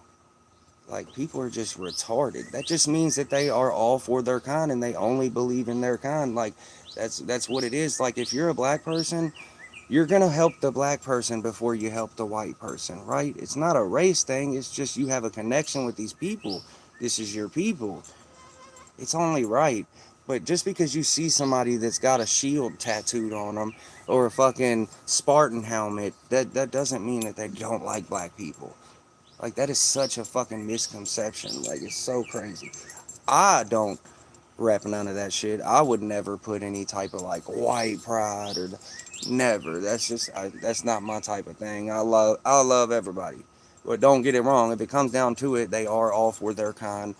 They're only gonna help the white people, but they're not gonna look at you and be like, "Oh no, you can't come in here." There's black people that are bikers that walk in the Hells Angels bar and the outlaw bars, and they sit down and have beers and cool. It doesn't matter. That's why I said don't get that perception, because you see that this is Kentucky and you see that these bikers and you think, oh, they're racist. And God, no. They're right there in the middle of the trenches, man. They look out for everybody. The bikers protect everybody. Like when the police were down here and they killed that girl, Breonna Taylor, it was all over the news. Matter of fact, her birthday was 2 days ago. So happy birthday to her, heavenly birthday. But when they killed that girl, ran in her apartment and they shot her and killed her, it was the black biker. I mean, it was the white biker gang that was coming to defense for them. Like when they started rioting down here, because the police were beating up on us. Like literally, there was a time in 2020, like right when COVID was happening, where there was a bunch of lawsuits and the police were down here beating on everybody. Like they didn't care who you were, like, and they were getting away with it. I mean, it's been all over the world news and all over NBC, and you can go look it up. Like, we have one of the most corrupt police departments in the United States of America. Number one, two, or three, it was somewhere in there, but we have one of the most corrupt police departments, and they were beating on us and they were pulling us over and taking our shit. And so literally all the bikers, after the George Floyd thing happened in that other state, Minnesota or whatever, we started rioting down here, and we had thousands of people downtown, and everybody, it was white, black, Mexican, all of us was down there, and we was busting up shit. I mean, they went crazy. I wasn't. I didn't go down there and bust anything, but I was down there in the crowd. I do have footage. I've actually shared two shorts of footage, when this guy was talking but yeah, I was down there in the madness and they were going crazy. They were busting out every window and every business that was down there. They lit on fire and busted the windows out. They were ripping people out of the cars. They were going crazy. Like it turned from going against the police to full-blown riots, and at this point now people were just looking to come up and looking for money. They were busting in the businesses. They lit everything on fire. They shut the whole city down, and the only people that came and protected the people from the cops, basically the black people from the cops, because they were doing this down in the trenches. It was downtown. That's the trenches, so it's like the only people that came to them was the bikers. They lined up all the way. The police were coming down the street.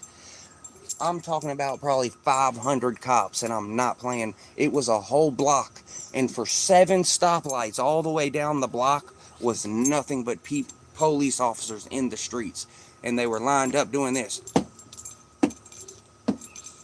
like that, walking towards us like they were coming, and they were deep, and they had us outnumbered. There might have been 1,000 cops, but there was a lot of people. They didn't have us outnumbered, but they did gun-wise and shit like that. But anyway, long story short, all the bikers from each, one dude made one call and called up another guy called, and then before you know it, every biker club in Louisville had got a call to come downtown. They had blocked off the whole street, put all their motorcycles sideways, and trapped the police. All the police kept walking towards them, thinking that they were going to, and that's exactly what they wanted. As soon as they started walking towards them, they started pulling their bikes in the alleys too. They're blocking off the alleys. Then they rode behind the police. So now they got the alleys blocked off on the side right here. They got a big line of motorcycles right here, and the cops are walking directly towards it, oblivious, not knowing what they're doing. They circled around the back of them. Before you know it, we had all the cops in a 1 square radius blocked in, and all of them were in a circle. And at this time, everybody's going live, so they see that it's going crazy downtown. They're going live from their phone. So now it's went viral, and everybody in Louisville is seeing that all these people are downtown. And they did this for months. They did this for a year straight. Every day we're riding down there. So, but when the bikers came, everybody started going live and letting them know. Before you know it, the whole city was packed. I mean, people that don't even involve themselves and stuff like that were coming down there, like the Goody Goods and the soccer mom vans, and you know what I mean, the soccer moms and shit. Everybody was, the people that weren't street guys and girls, even the citizens, the regular tax-paying good American citizens, never been in trouble before. They were coming down there like we were deep in this motherfucker. We blocked all the cops in. All of them, and we wouldn't let them leave, and we kept them like that for like 48 hours. Literally, these people were out there all night long. They slept in a circle. The bikers stood out there. Some of them were laid off on their bikes like this with their legs kicked up on their seat, So like they're laying their head on the handlebar or on the handlebars, and their legs is kicked up on the back seat rest type shit. Like, and they slept like that. I was like, damn, this and that right there was that was like one of the wake up calls for me that like I really realized that we could take this shit over. Like we'll overthrow the government and everything here because we stuck. That was one of the very few times where I had seen the city stick together and we were deep out there. 20, 30,000 people were out there. I mean, the whole downtown was nothing but people. There was no traffic driving through. They wasn't letting traffic drive through. At this point, they done had 100 and 200 people on the expressway standing across holding arms. Oh yeah, they blocked off the expressway, and then what happened was somebody got killed because somebody got mad and hopped out of the car with a bat.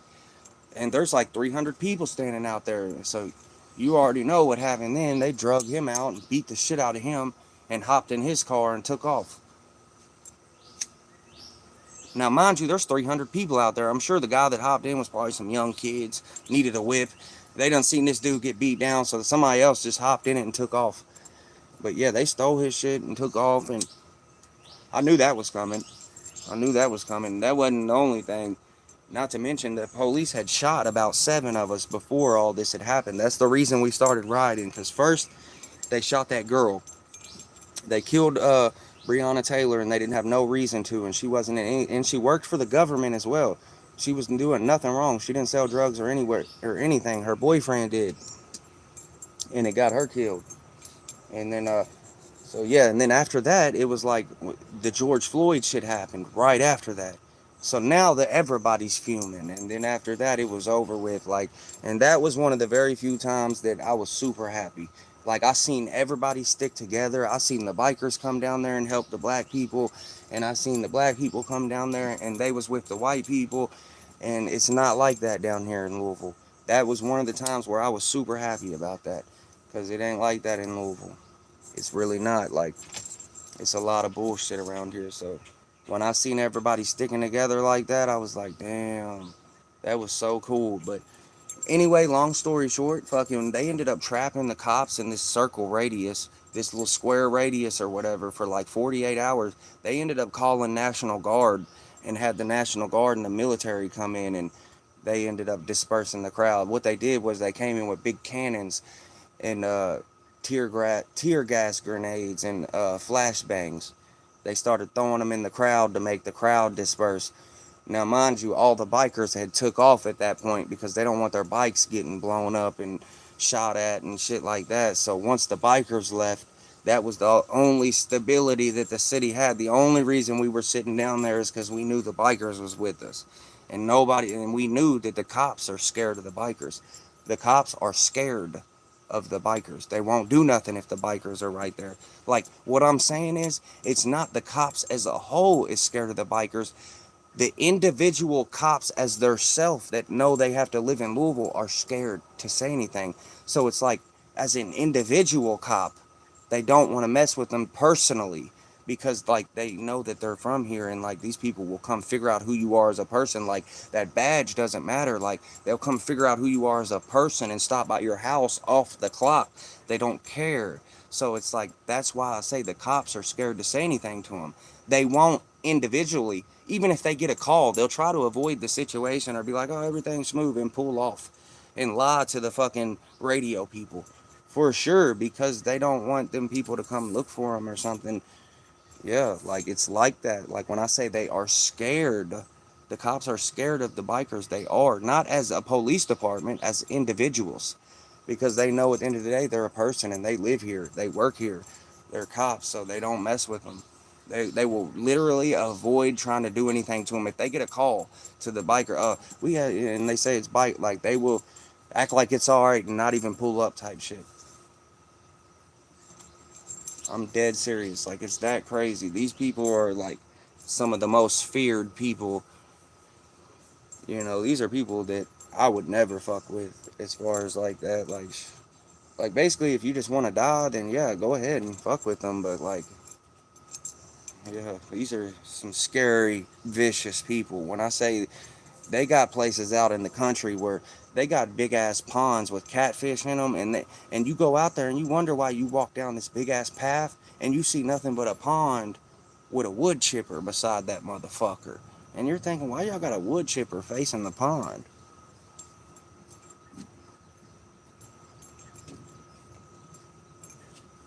And he's, well,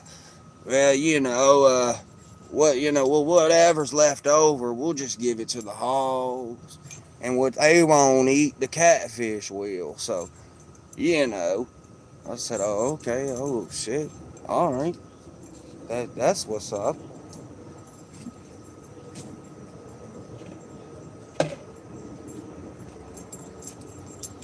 Say, damn, but what about the bones? Oh, the hogs will tear it right on up, man. That's like lunch meat to them. I said, oh, damn. You must have some goddamn sharks in that water. Fuck. I can tell his ass ain't cleaned the fucking swamps. He said cops are not scared. No, they're terrified. Go look at my live video. I'm gonna go pull it up for y'all and I'm gonna clip it. If you look and you look at every one of those cops that were at that event, every one of them is standing on the outside of the event. Not one cop was in the middle of it. They all stand on the outside and they don't say shit, and they stood there. They walked around. They were more worried about me. They were looking at me more than anything because of what I was wearing.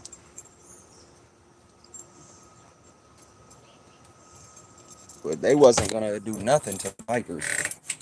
They're terrified of those bikers. When I say they're scared, they are scared. And I'd be scared too. Fuck you mean? If the bikers was coming after me, I'd be terrified. And I really don't get too scared about things, but like I'm knowing that like that's the end. That's just one thing that you don't want to do is mess with them boys, man. They'll fuck you up.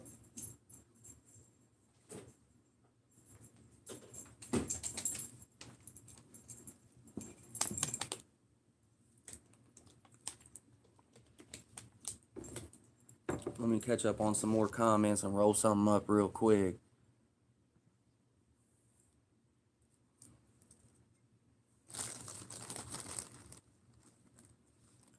But yeah, I think I seen somebody saying earlier that they were hitting people for smoking weed on the lives and shit.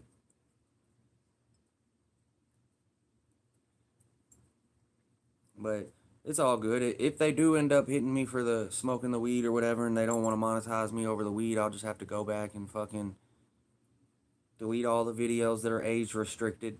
Which that ain't nothing for real, for real. We'll go ahead and clean up the channel some more, but I guarantee that's what'll happen. They'll probably make me wait the 30 days and then like give me a different punch list, something else that's wrong now. Now it's the marijuana smoke or something, you know?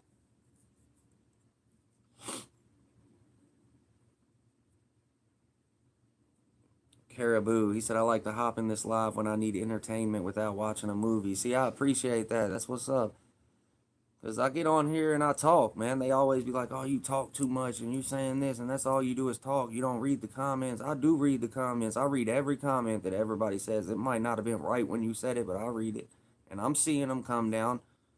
That's what I'm here for, is to see what people saying and to talk to people. So I definitely read the comments. I see all of them.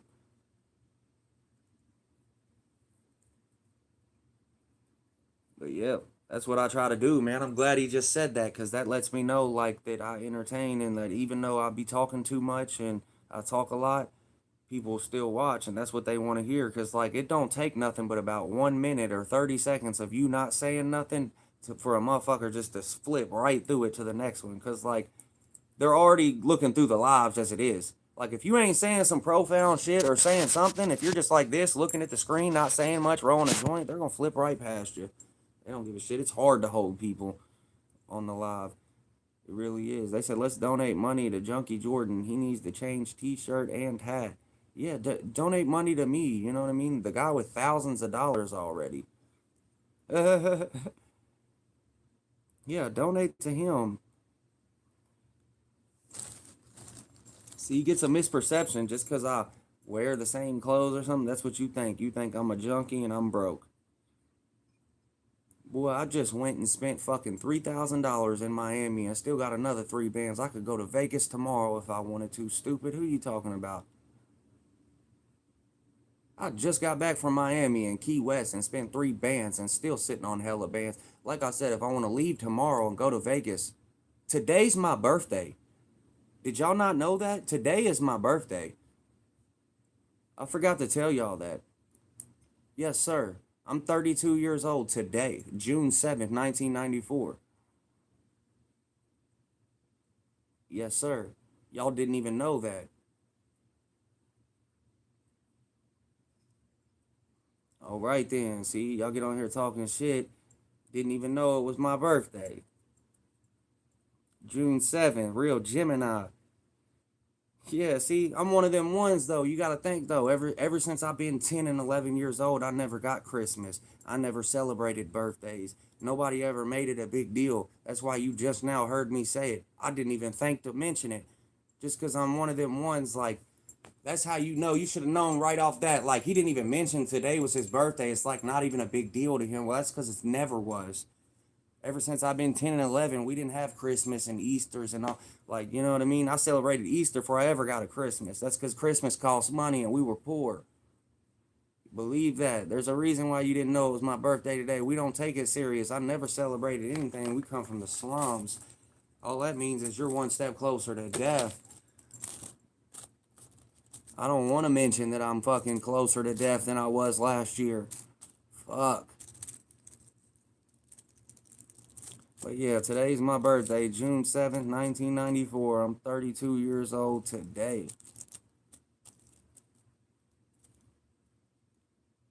They wouldn't have had a clue. I appreciate that, Seth. Hell yeah. Seth's been in here showing love too. I appreciate that. I've been seeing you. I've been reading. I turned 32 May 2nd. Okay. Okay. And that's crazy because, like, you're right by Gemini. Like, you're basically Gemini, but yeah, he's a Taurus for sure. But yeah, I ain't gonna lie, you're one of them ones though, because like Geminis are rough in itself, and then Tauruses are crazy too. So it's like you got a little bit of both of the crazy people. You got a little bit of Gemini and then Taurus too. Like, oh god damn.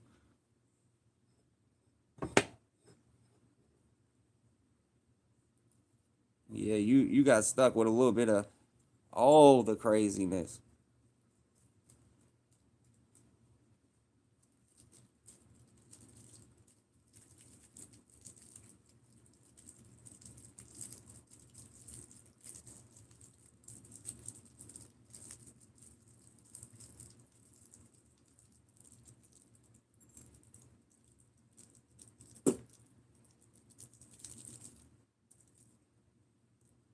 But yeah, supposedly, from what I'm just hearing, that they're hitting people for smoking weed on the lives.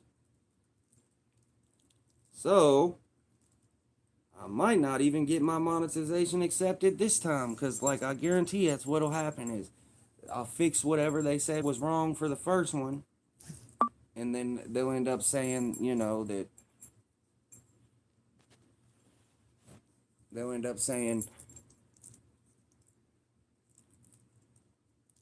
oh, now you gotta go back and delete the weed content, which that's smooth, but that's gonna suck, because then I'll lose probably like 300 watch hours or something. But that's nothing. I'm already so far above the 3,000 threshold that it's not going to matter now. At first, it would have mattered. I would have needed every video to hit. But if I have to go back and delete all the age restricted videos, it's not that bad. There's probably about 30 of them out of the whole thing. But if that was the case, then they'd make me delete the copyright ones too. And so I just think that the weed shit's all right, because I watched a guy that it's a dispensary. I forgot what it's called, but they were promoting their dispensary on YouTube Live, and they were cutting up buds and cutting the leaves off of them and stuff. They weren't smoking on the live, but there was weed right there, and then it said for educational purposes only or whatever, like in the commas or parentheses or whatever.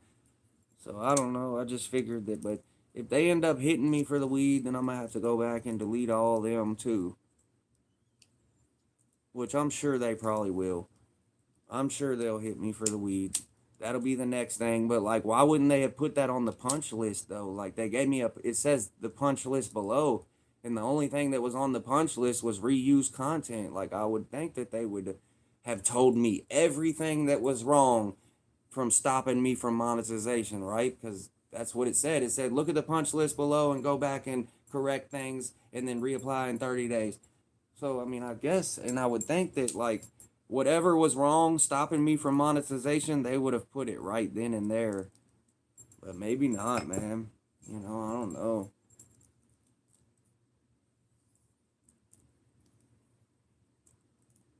What did he say?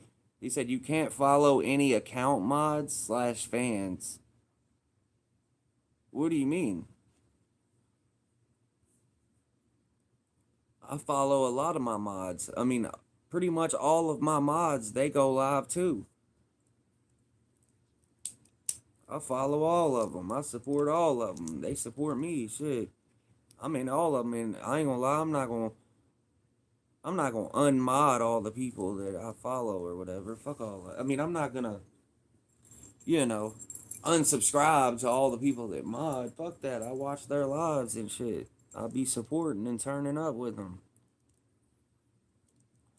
If that was stopping me from monetization, then I just wouldn't get monetized because I'm not gonna keep. Listen, if they keep on fucking with me, it's not that important to me. You get what I'm saying? Like if I go ahead and do this and then they say it's something else, like it ain't that important to me. I don't care about it. I'll just start the whole channel over, make an All American Thoroughbred channel, and that's what that instead of 502 Jordan, it'll just be All American Thoroughbred, and I'll build that from start. And this time I know exactly what's going on. It won't take me but 6-7 months, and I'll be right back monetized again. But for me to do that would be stupid when I could just delete all the videos of me smoking weed because over half of the videos I've posted, I never smoked. Because I remember back in the day, when I first started the live, I thought that you couldn't smoke. I was like, oh, they're not even going to, show my live if I'm smoking. So, I've only been doing it for about 10 months. In the first 6 months that I was doing it, maybe seven, uh, you know what I mean? I didn't smoke any weed or anything because I just didn't think it was allowed. But then these last like 4 or 5 months, I've been smoking every live. So I got, but not every one of them got hit. If you go back and look, only the age restricted ones are the ones that got hit. That's why I was saying I think you only get hit if they actually see the buds. Because like when I already have it, like this one, I'll probably get hit because I was rolling it up. But if that's the case, I'm not really tripping. I will be monetized in no time. I'll just delete all the fucking weed ones, which that would suck. But yeah, today is my birthday. Yes, June 7th, 1994 is my birthday.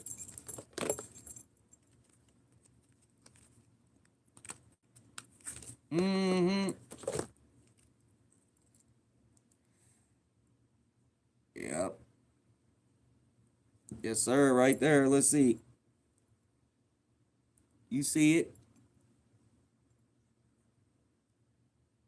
June 7th, 1994. Yes, sir. June 7th, 1994. Today is my birthday. Hell yeah. It don't seem like my birthday, and I might not have mentioned it on here because, like, I didn't really celebrate birthdays too much. It's just another step closer, huh? Yep, I made it another year. That's the main thing, basically. That is the main thing, basically. I made it another year. Hell yeah. But yeah. See, it's like some things I don't really mention. I wasn't even gonna say that because it don't even matter for real. Like nobody really gives a fuck. But like, it is what it is. I'm 32 today. I'm getting old as shit. Too old to be getting on this live and doing this shit every day like this. That's what it is. Too old to be getting on this live and doing this shit every day like I do, to be honest. Cause like, and I'm ready to take a break. I'm ready to chill back and take a break. But like at this point, I'm not gonna stop until I get monetized, and I'm getting monetized. Like at this point, I know that my channel is monetizable. I was scared to death that I wouldn't even get monetized because of the weed smoke and some other shit. But when I got that message and they said, look, this is what's wrong, go back and fix the punch list and then we will, monetize you. I'm knowing, okay, good, hell yeah, I can get monetized. But if they hit me with the weed smoke, man, that's gonna suck. Like, and what's crazy is, but at this point, I have enough watch hours to where I could delete all the age restricted videos and still have enough watch hours to hit 3,000. But like, that's gonna suck, and who knows, I might even having to, work another month or couple weeks just to get back to 3,000 if I have to delete all the weed videos, because that's a lot of fucking like, not all. If you go back, you should be able to see like which ones got age restricted and which ones didn't. Or I don't know if y'all can see that, but I can see it, and it's not that many. I probably got, I don't know how many videos I got, but there's probably about 50 to 60 videos that have been age restricted. Even if I'm smoking in the lives, that's cool. As long as if it didn't get age restricted. So that's one good thing about it. Any video that's age restricted, I don't have to go back and look through all my footage and think, oh, was I smoking in this live? Was I smoking in this live? Because that would take forever. I'd be better off just starting over. All I have to do is just go back to each video that hit age restricted and delete, delete, delete. So it basically tells me which videos that I've smoked in. But like I said, every time you smoke, it doesn't hit you every time. I swear it don't. Because like, I posted a couple videos these past few days that didn't get hit. It'll be like 1 out of every 10 gets hit. Or 1 out of like every 7 will get hit. Or if you do a 2-hour live or it's a real big live, they'll hit you every time. But if it's 30 minutes and you're blowing the whole 30 minutes, they won't even fuck with you. I swear. They'll wait till it's 2 or 3 hour live and then hit you with the age restriction. Because if you go back and look, you'll see that I'm smoking in a lot of videos, but not every one of them got striked. And, well, I don't have any strikes. I have a couple copyright things, but it's not a strike. I don't have any strikes on my YouTube right now for, like, copyright or drugs. But it does have a few videos that are age restricted from me smoking, so it ain't no big deal, man. I'll go back and fix it if that's what... I'm praying that, that's not what they're gonna say. Like, I'm hoping to God that they say nothing about the weed smoke. But if they do, that's gonna suck, and I'm gonna have to go back and delete all those videos as well. Every one of them that's age restricted. But on a good note, like I just now said, and I'm repeating myself, is at least all of the videos that did get hit, it says they got hit, so I don't have to search through all my content and delete every video. I'll just click on the ones that are age restricted, bing, bing, bing, and get them out of here. Delete, delete, delete. I'm not even gonna think twice, just delete it. That's how I did with the shorts. I had some of those shorts in there that had fucking 18 and 21,000 views, and I had to delete them. I probably went down 100,000 views overall on my profile just from deleting those shorts from where they said I had reused content or whatever. Yeah, so I probably lost 100,000 views deleting all that. I had one of them that was 18,000, another one that was 21,000, a different one that was like 16,000. Hell, that's half 100,000 right there alone, and I deleted about 15 or 16 shorts. So yeah, I'm not gonna lie, I fucking am short about 100,000 views right now, more than I was. I was at like 350 something thousand or something crazy. I'm at like 288,000 now overall, and then 165,000 in my live videos. So overall for my live, I've hit 165,000. And then my overall views on my page for my content and stuff is 288,000 or somewhere at that. I'll have to look again. This was as of like a couple days ago, but I fell off a little bit, man. I had to make my channel more quality, so I fell off some views. I deleted some shit, and yep. He said once monetization, but no real content to offer. What do you mean? You're watching it right here, right now. We're live. You get what I'm saying? And that's what's crazy is you said once monetization. I'm already at monetization. Don't get it confused. I'm already there. I'm waiting on it to... for the approval. I gotta wait 30 days to reapply because I fucking had reused content, so I had to go back and clean up my whole YouTube and delete a bunch of videos. But yeah, what are you talking about? Once monetization, I'm there. It's over. Like, did you not see what I just posted on my community? Like, it doesn't show watch hours when I click earn anymore. It just shows the reapply page and a punch list of what I need to clean up on my page in order to get monetized. That's all it shows. It don't say, 3,000 and 4,000 watch hours and how many you got. And no, it just says clean up the punch list. This is what's wrong. This is why we can't monetize your page. Go back, delete these videos, edit them, whatever, and then reapply in 30 days.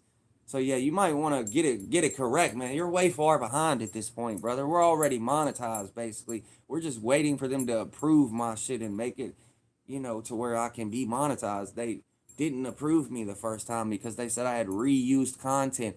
They said go back and delete it or do whatever and then reapply. So that's what I'm gonna do. But yeah, as far as me getting monetized, it's gonna happen. Yeah, even if they say, look, now it's the weed. Now you can't have the weed in your videos. Okay, I'm gonna go back and delete all those videos and then reapply again, and then I know I'm getting it. But imagine I don't have any real content to offer and I'm monetized. That's how you know a motherfucker's got motion. You just answered your own question, you fucking idiot. Wants monetization, but no real content to offer. The content is what you're watching every day when you come in here hating because you're dead broke and watching me live life. That's the content. And for two, imagine me already being at monetization stage and already eligible to get monetized with no real content to offer. You know I'm that guy. Fuck are you talking about? You know I got motion. You mean I don't post long form videos and I still am getting monetized? You mean I only go live on here one time or twice a day and they're still gonna monetize me? And they looked at my page and reviewed it and said, this man don't have a single long form video. All he has is lives, but he's at the threshold and ready to be monetized. What does that tell you? Of all these other people on YouTube that got a perfect page, they've got long form videos you can watch. They might be building a cabin in the woods. They might be doing this or building a school bus into a house or doing this, and they got all this great footage. And then here comes Rooski Ooski Tooski right behind them with nothing but a live feed. And he's at 3,000 watch hours, ready to be monetized on his birthday. What does that tell you? These people had an easier way to get monetized, had a better channel, a better shot, better chance, better everything from the start. And I still got to the same place they got to with half the work and half the effort. What does that tell you? So for what you just said in the comments, you should feel completely stupid.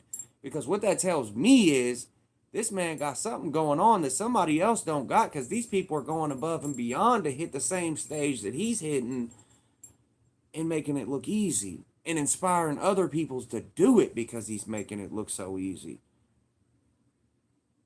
Man, listen, I'm just going to say it how it is and state the facts. And I'm only going off what I see. They might not agree with what I just said, but I'm just going off what I see.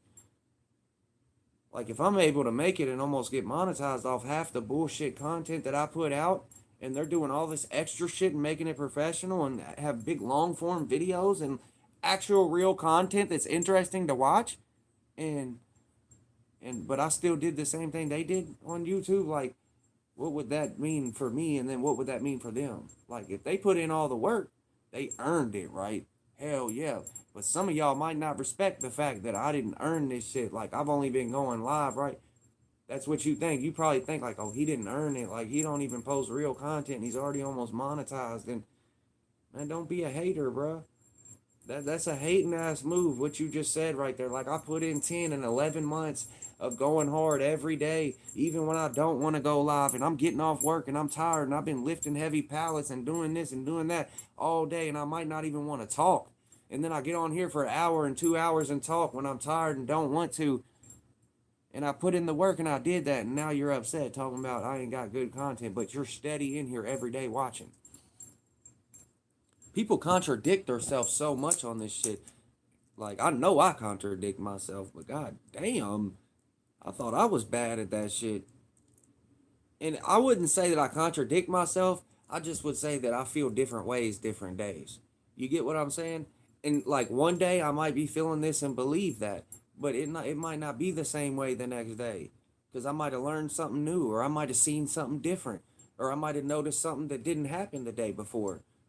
You get what I'm saying? Every day's a new day. I don't contradict myself. I might just have a different outlook and a new opinion about things, because different mood might be in a different groove. Come on.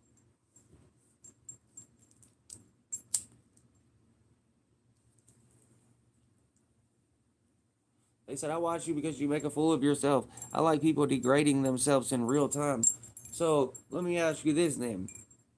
How am I degrading myself by coming on here and telling stories about myself, or just making fun and having a good time and enjoying myself? How is that degrading myself? I get on here and enjoy myself and I have a good time and I clown with the people and I talk about my life and what's going on, and I use the YouTube as a vent session, and I get out more real shit and I talk about more real shit than anybody that would ever be on this YouTube shit would ever spit out. They can rap and do all that dumbass shit all day long and make beats and make videos and play video games and do all the normal regular shit that every other YouTuber does. But like, you can officially say that like mine's definitely different than everybody else's. And it might be worse than everybody else's. But there's something in me that ain't in them, because like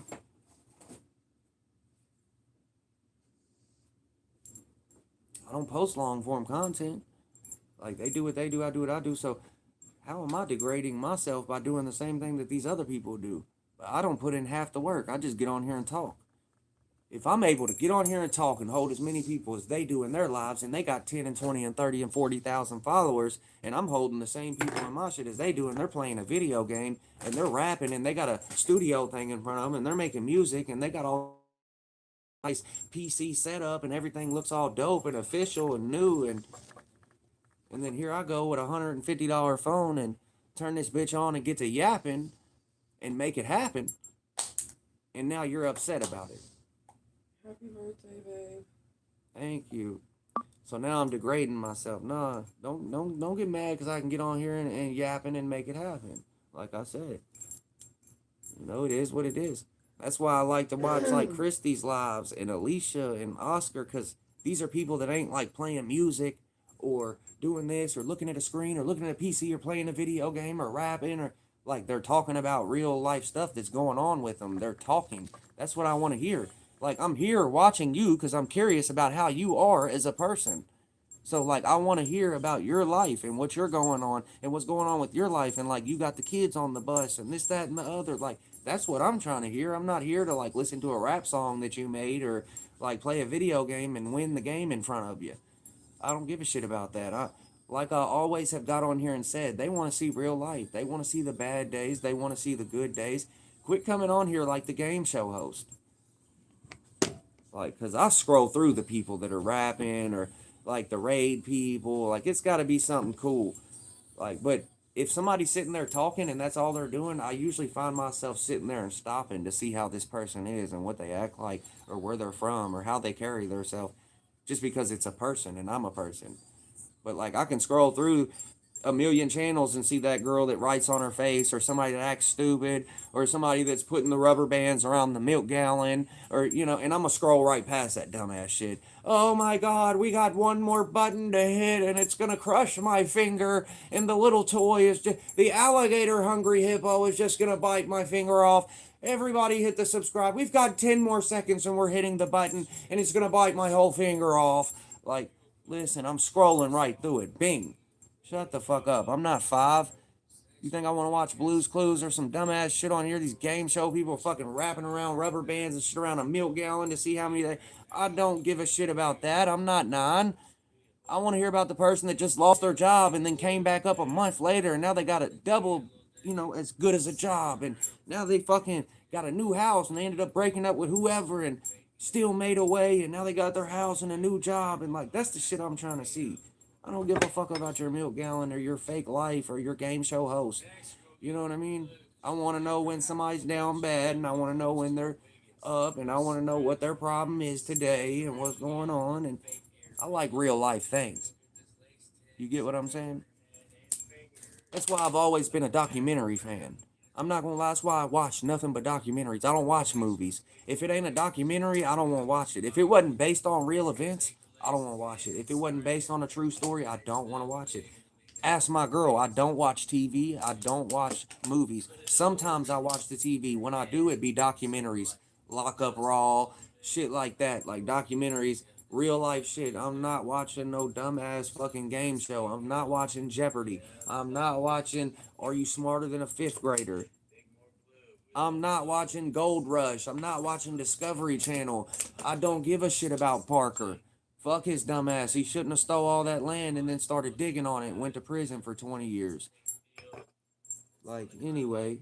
But yeah, I've always been a documentary type of guy. I want to know real life. I don't care about that. I got a short attention span. If it's something fake, I'm not going to sit there and watch it. Especially if it's like a little silly movie or something.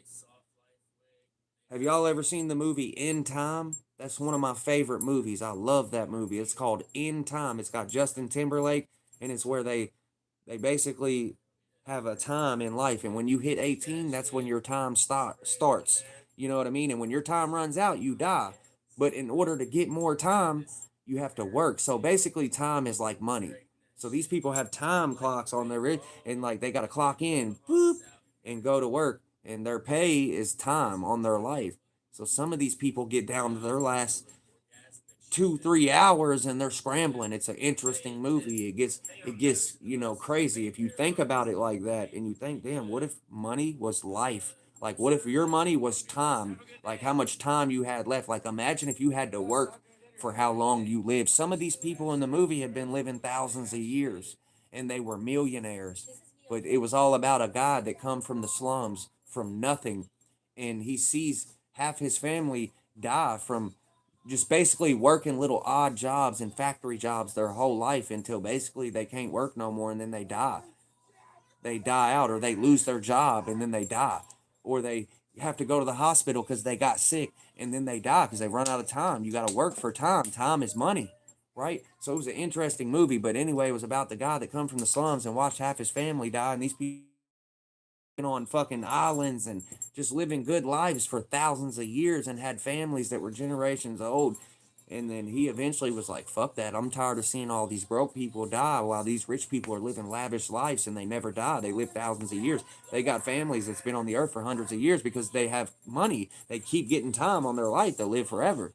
But the broke people are the only ones dying because, like, we're the only ones working factory jobs and then losing a job. And then, so these people get down to their last couple hours and shit. They get to squirming. They're robbing people and all types of shit. They're robbing pawn shops. Like, look, bitch, I got an hour. Give it up, and I'm not playing. I got an hour to live. Like, you ain't about to have none to live if you don't give me an hour. Like, that's what they're on, literally. So it was an interesting movie. Like, they were really coming. So he went all the way to he literally went all the way to the rich time. And to even get to the rich part of the time zone, he had to go through all these little time zones. And each time he's going through it, he's got to pay money. But money is time. Remember, it's time off his life. So they would go to the rich places, and he was just saying, like, they would just say off the wall numbers. We need 7 days. Like, what? A week off my life just to get to the rich part? And he was like, took 7 days. It starts coming off. He's looking at it like, because this is your life now coming.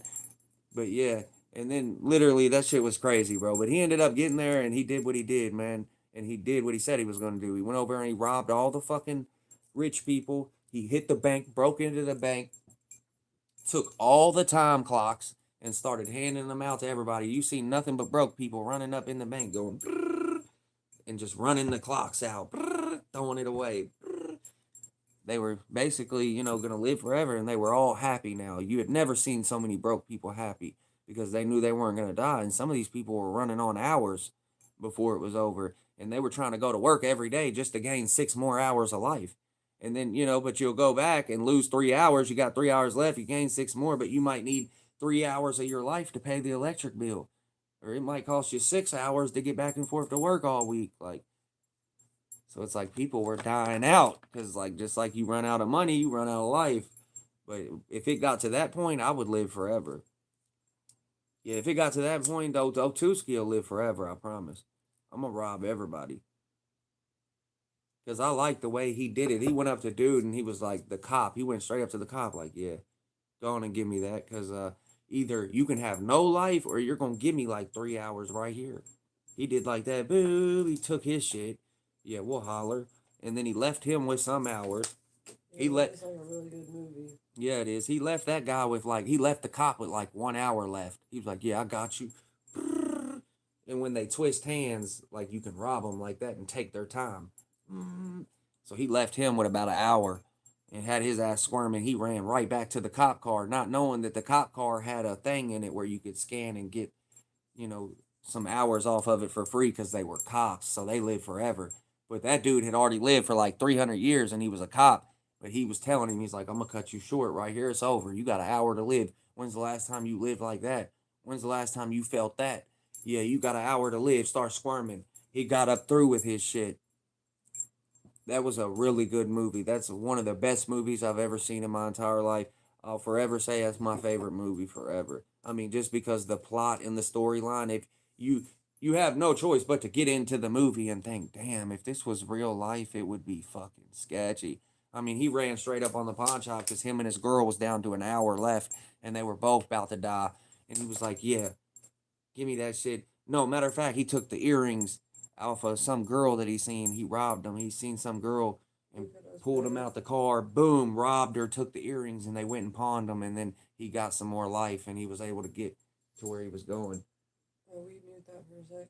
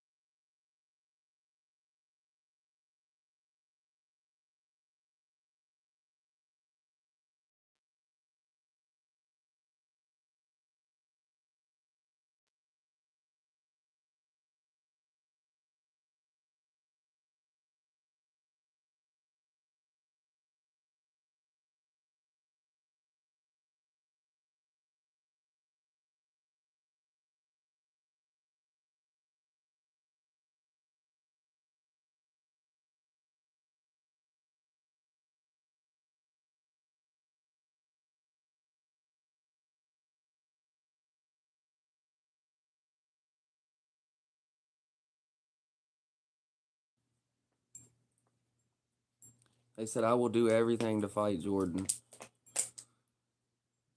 I wonder why you're the only one that says that, though. Like, I don't even know why you keep saying that, to be honest. Because, like, what do you mean you'll do everything? You're acting like you have to go above and beyond. Like, you have to go to any lengths to fight me or something. Like, bro, you know where I'm at. Like, what are you talking about? Like, you do all this talking on here, and I'm like, you've been doing this for months. So I finally am just going to say something and be like, bro, like, you know where I'm at every day. What are you talking about? I had somebody get on here the other day and was like, I wish I could find you so bad I would do something to you and blah, blah, blah. And I'm thinking, what do you mean, find me? You know where I'm at. Everybody knows where I'm at. I'm tired of that shit, man. They're like, oh, we're going to do this and do that. Well, fucking do it, then. I don't believe you.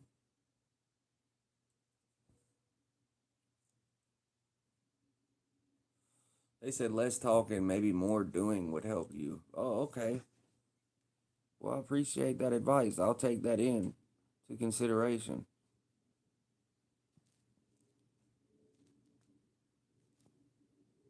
They said, how about showing a skill instead of recaps? What are you talking about showing a skill? Like what I do for work and shit? I could show a skill. Hold on. Let me explain something to y'all. Do y'all not realize that I do construction work, right? I could be posting videos, long form videos of my work alone doing flooring and would get thousands of views. I haven't tried to exhaust that effort yet and haven't even thought about it.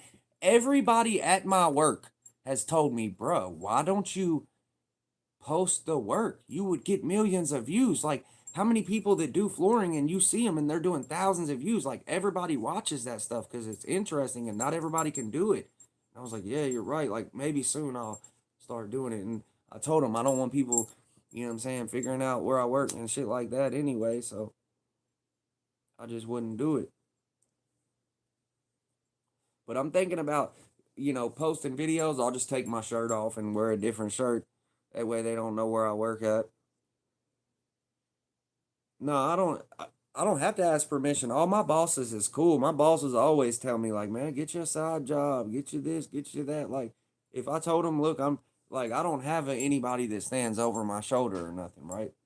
Like, I just go to these jobs and we get them done, and like, my boss ain't even there with me ever. He just pulls up every now and then, tells us what to do, make sure everything's going straight, type shit. But other than that, like, I don't deal with my boss. The only time I see my boss is at 7:30 in the morning, 7 o'clock in the morning at the shop. And then like I have a list of where I'm going and what I'm doing, and the address and all that shit. And I'm in new places every day. Like, sometimes we're at the college, U of L College. We do all the work for like U of L, University of Louisville College, uh, University of Louisville hospitals, any of the hospitals, all the schools around here, colleges, and all that. We do work in Frankfurt, like all the Department of Transportation. We do all their work. Um, like the governor's mansion, we did that. Any kind of government buildings around here, like that type of shit, we do all that shit. Yeah, Department of Transportation, Kentucky State Police, any of the buildings that are owned by any government type shit, we do all that shit. Fucking Humana, the Aegon building downtown. Uh, yeah, I'm something like a big deal. Yeah, I wouldn't lie to you. I'd be doing real high end jobs. Like, I just had to get a background check just to do a job for the Secret Service. Like, it's a Secret Service job, and there's like a bunch of top secret exclusive shit in these places that we're supposed to be going to do this flooring. And like, we're gonna have to sign NDAs and all types of shit just to go in here and do it. And like, a few of the guys that I work with didn't even get accepted because like their backgrounds or their felonies are just too bad and shit, and or they got theft charges or whatever. But you know.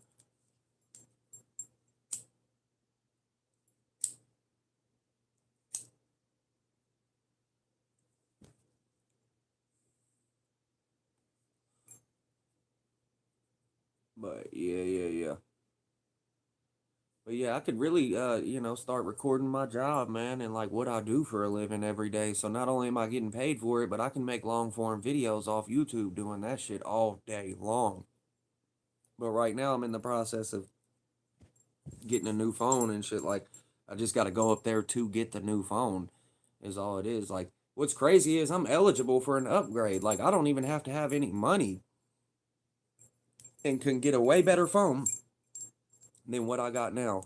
But I just haven't went up there. I need to take the time out of my day if I can actually go up there, because I'm scared to switch all my information and all my Facebook over, because I don't know a lot of I don't know all my passwords. Like, I've done put it in different ways so many times that I done forgot which way it was supposed to be put in. So it's like right now I'm running off of email, and like, yeah, it's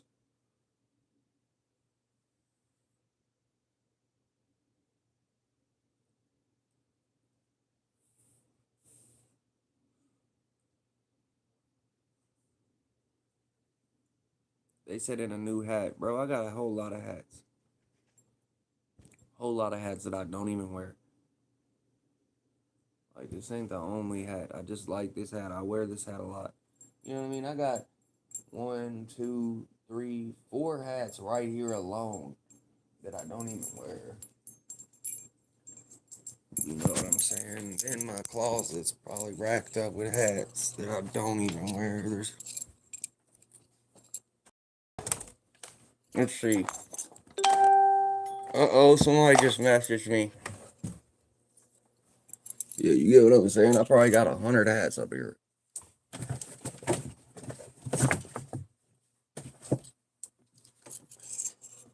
never wear none of them. All types of shoes and everything down there. It never wear none of these. Like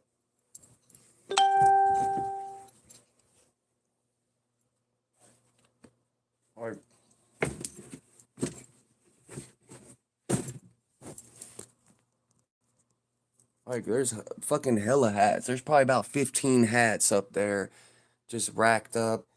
Hella shoes at the bottom of the closet. You know what I'm saying? Just because I wear the same hat don't mean I don't have more hats, bro. Y'all get shit confused and think just because I like a hat and I wear it a bunch, like I don't have any other hats. I just showed you like fucking 7 or 8 of them. Here's fucking one right here, one right here, one right there. I've got probably about, like I said, 7 or 8 up there, one right there, fucking one right here, one right here, one right here, like one right here, one right here. Like, you know what I'm saying? Like, don't get it confused, bro. Like, y'all think y'all know what's going on and shit, and y'all really don't know a fucking thing. Like, y'all be acting like y'all know what's going on in my life, and don't know what oh, he wears the same hat every day, probably ain't got not one hat, blah, blah, blah. Whatever, dude, I just showed you like 30 of them. I could wear a different hat every day for a whole month and be in a new hat every day. I just don't, because like I'm not trying to impress nobody. I like this hat, it's comfortable. If I see it sitting there and I get out of the shower, I grab it, I put it on. Like, I don't think that, oh, I wore this 3 days or 4 days in a row on live, I probably shouldn't wear it. I'm not one of them guys to care and like try to impress people and wear something new every day. And like, I'm a normal person and live a normal life. Like, I can't stand I'll never wear the same t-shirt twice. I'll never wear the same pair of drawers. Like, shut the fuck up, because you're an idiot. Like, nobody does that. Even the rich people that be like, oh, I never wear the same shirt twice. And you sound like a retard then. You sound like a germaphobe, a weirdo. What's wrong with you then? Then throw it away when you're done. Like, I'm gonna at least go give it to the broke people, you know? Yeah, people are pieces of shit. Look, they're flooding my Facebook right now saying happy birthday. I just now looked and they're flooding my shit. Tagged you, so and so, tagged you in a post. So and so tagged you in a post. So and so tagged you in a post. So and so messaged you. So and so messaged you. So and so messaged you. So and so tagged you in a post. Damn, they're rocking my shit up right now. Yeah, I told y'all it was my birthday. They forgot all about it. Shit, I forgot all about it. Nah, I knew about it. I knew when I woke up this morning. I said, yo, it's gonna be a shit day today. It's my birthday. Then I said, you know what? No, it's not. Because it's my birthday. We're gonna make it a good day today. And the reason I say it was gonna be a shit day is because it's Sunday, man. I hate Sundays. I swear, it's something about Sundays. Like, it's literally not even the fact that I gotta go to work or anything the next day. I like my job. It gives me something to do, keeps me busy. It's not like a dreadful job. I don't get killed. It's just something about Sundays suck. The whole vibe. Like, the whole vibe of just knowing everybody else ain't in a good mood because they gotta go to work or something, and then it's just like Sundays are always, like, if you had to pick which day you would think would be the most depressing day out of the week, it wouldn't even be Monday. It would have to be Sunday for me. Like, you would think Monday because it's like the first day and you still got 4 more days of this shit and you don't want to be here and it's the first day, and but no, fuck that. Mondays is alright because when I'm actually at work, I'm thinking, oh, fuck, we're already on once I knock down today, I got 4 more days. Shit ain't nothing, man. I'm feeling good on Monday. By lunchtime, I'm ready to roll. Like, what? We getting this done when? Oh, I got you. All right.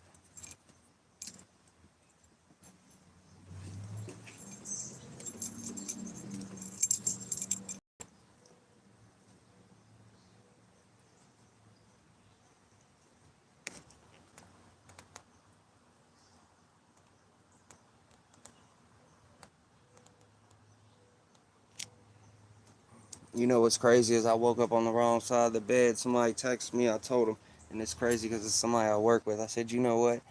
I said I bought some boxing gloves over the weekend, and I'm putting them in my backpack now. From now on, when I go to work. So if anybody's got a problem or anything, we'll just go out back. But of wherever we're at, I'm gonna screenshot the messages too. It's just hilarious.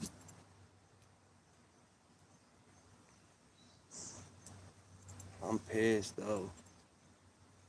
I'm gonna show y'all the messages though. This shit's funny. He said, "What or something? You woke up on the wrong side of the bed. You sipping on Coca-Cola." They be crazy as hell. But anyway, I should probably start this live over for a second because I'm gonna get off here in a second and start my day. I got some things I need to go take care of, some money to be made. I gotta go help somebody out, do some other shit. I really turned down $250 this morning just because it was my birthday. Like, my people messaged me when I just told you about it, where I told them that I brought boxing gloves in my backpack for every day now. We ain't doing no arguing or nothing. The reason I was texting him that to begin with is because he messaged me this morning though and was trying to get me to come in on my birthday. He's like, I'll give you $250 cash.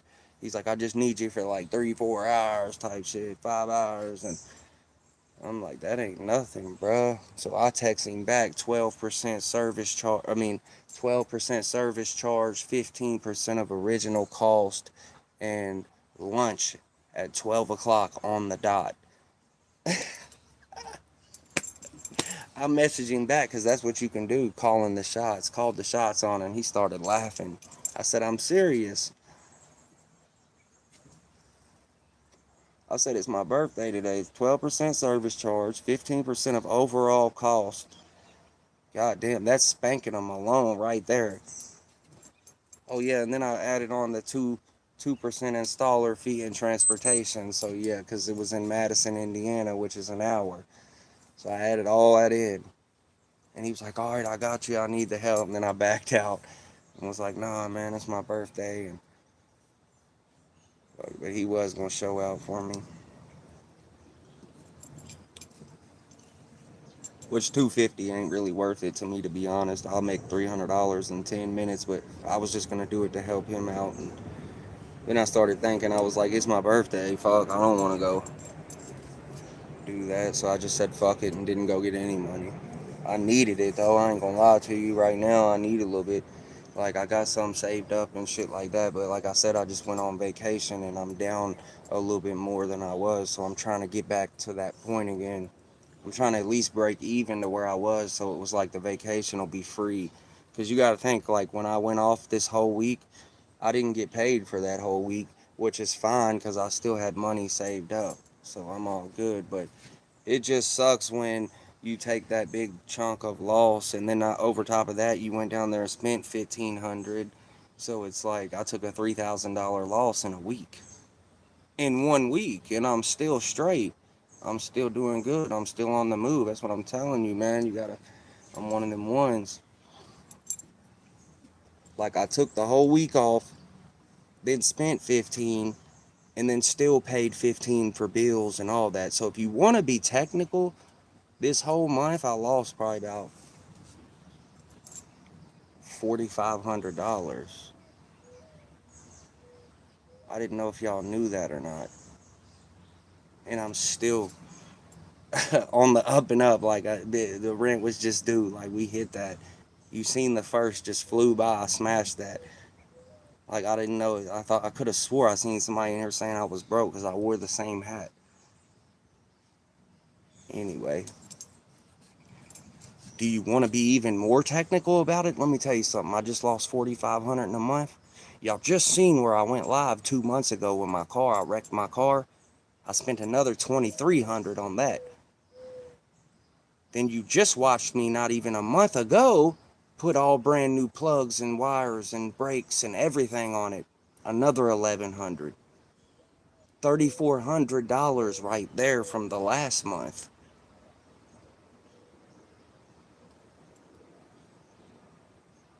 $3,400 from the last. That ain't including the rent from that month. I said $3,400 from the last month. That ain't including the rent. I said my car broke down. I got liability. I paid for everything to fix it. It didn't break down. I fucking wrecked it. Blam.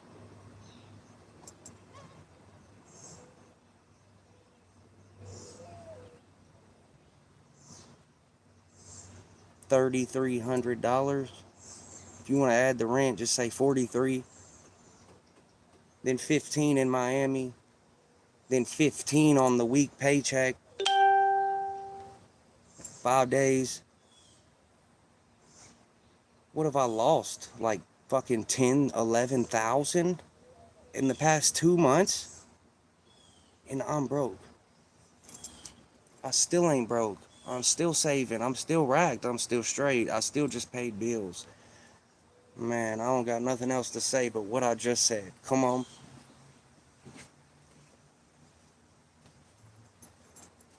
I don't think I had broke my financial situation down yet. I don't think they understood what I went through in the past 3 months. Because I get on here and I don't talk about it, and I'm still the same person every day when I get on here. Money don't make or break me. I make it. That's all it is to it. And then I'll break it when it's time. I don't get it. But I'm telling you right now, I done ran through it. These past 2-3 months have hit me hard. Like, I got hit these past 2-3 months harder than I ever been hit in my life. And I'm still running tall. You would have never known. I'm still the same person every day I get on here. Might be a little bit irritable and just less, less, what do you say? I don't know, just like a real short patience, just less patience for dumb shit, you know what I mean? I might be a little irritable or something, but overall, bro, I lost some money in these past months. So I don't even want to hear about broke or any of that shit. I just got back from Miami, took a hell of a loss. But the way I look at it is, y'all, it's not a loss. I didn't take a hell of a loss because life is about traveling, experiencing new things, seeing new places. And the only way you're going to get to do that is if you travel. And to travel, you have to spend money. But the thing about it is the money's going to come and go every time. And the same way it comes is the same way it's going to go. And the same way you get it right back, it's going to be the same thing. And it's going to spin the same way, and it's never going to change. So what I'm getting at here is with the vacations, that'll last a lifetime. That'll be memories forever. That's your whole purpose for being on the earth, is to travel and see new things, right? So like the money don't matter. Like I said, it's gonna come and go. It's gonna be the exact same thing. Every feeling, everything, every time. Whenever you get it, it's the same way. It goes the same way. It spins the same way. It looks the same. It's the same feeling when you're spending it. It's never gonna change, is what I'm saying. But you ain't just always going to be able to go on vacation. It ain't always going to be the same thing. It's always going to be a new experience and traveling, and that's what life's about. So I don't mind to spend money when it comes to vacations and traveling, because that's what I love to do. That's what I love to do is to But yeah, so I don't look at it like a loss like that. I do look at it like a loss when I spent that money on my car, because like I didn't have to, like, it broke down. I did not want to spend that. I wasn't ready for it. But yeah.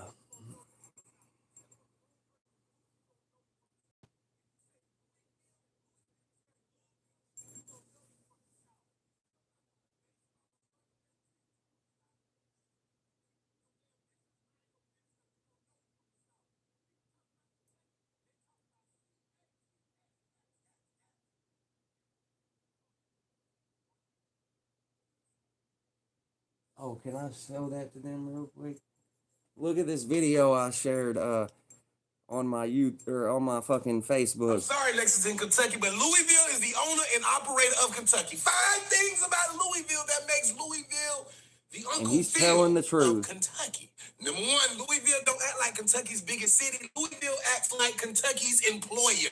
First thing I recognize about Louisville is they don't ask for recognition. They move like we already thought y'all knew we was the shit in Kentucky. Louisville got bourbon, derbys, bridges, skylines, and sports. And Lexington over there like, we got horses. You know what, Lexington, y'all do, but Louisville got that I just put in front of y'all yard, you gonna give me the aux cord to the radio type of energy. They don't even care because they know. Number two, Louisville do not play about the way you pronounce their city name. I tried. It's Louisville. Louisville. Louisville. Louisville. Still don't say it My right. jaw Look, got the last moved to the time side you of my said mouth. it. Apparently, if you're in the wrong part of the city and you say all the syllables, Louisville or Louisville, We you the know. police. It's Louisville. We know you ain't from Louisville. there.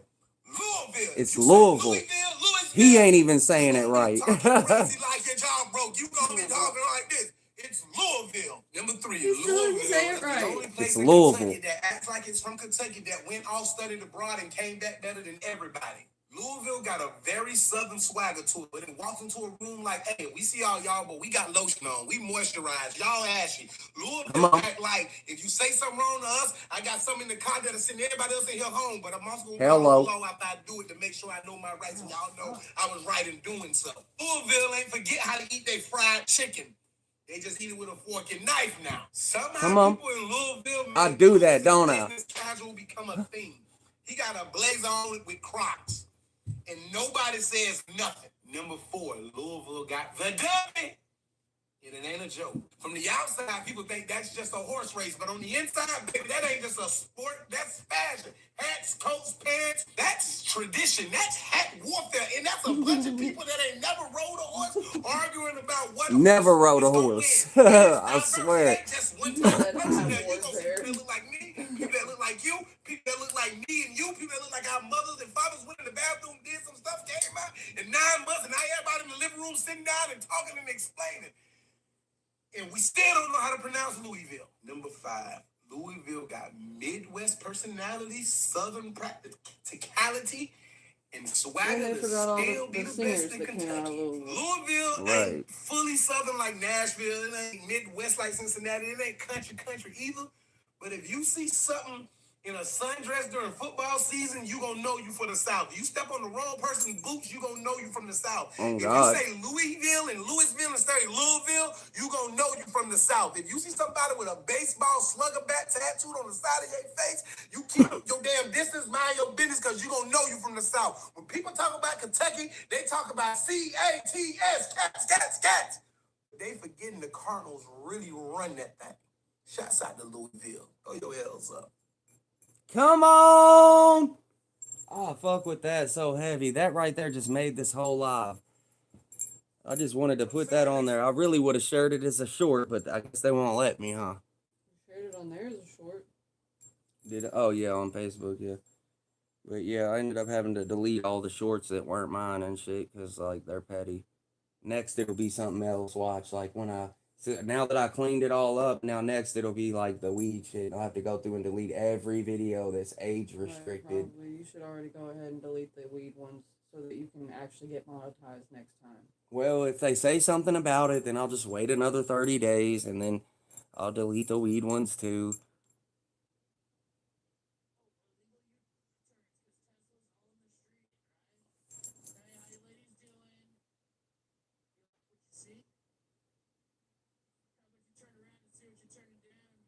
Come Oh on. my god. That was hard though. Did you go back? Let me see one more time, please. Watch, it's funny though. He's hilarious. I watch him on live. That's that 4 inches wide. And he will. He's fucking popping. He killed that though. That's why I shared it because of the end. Because like I felt that. I'll be in their algorithm soon.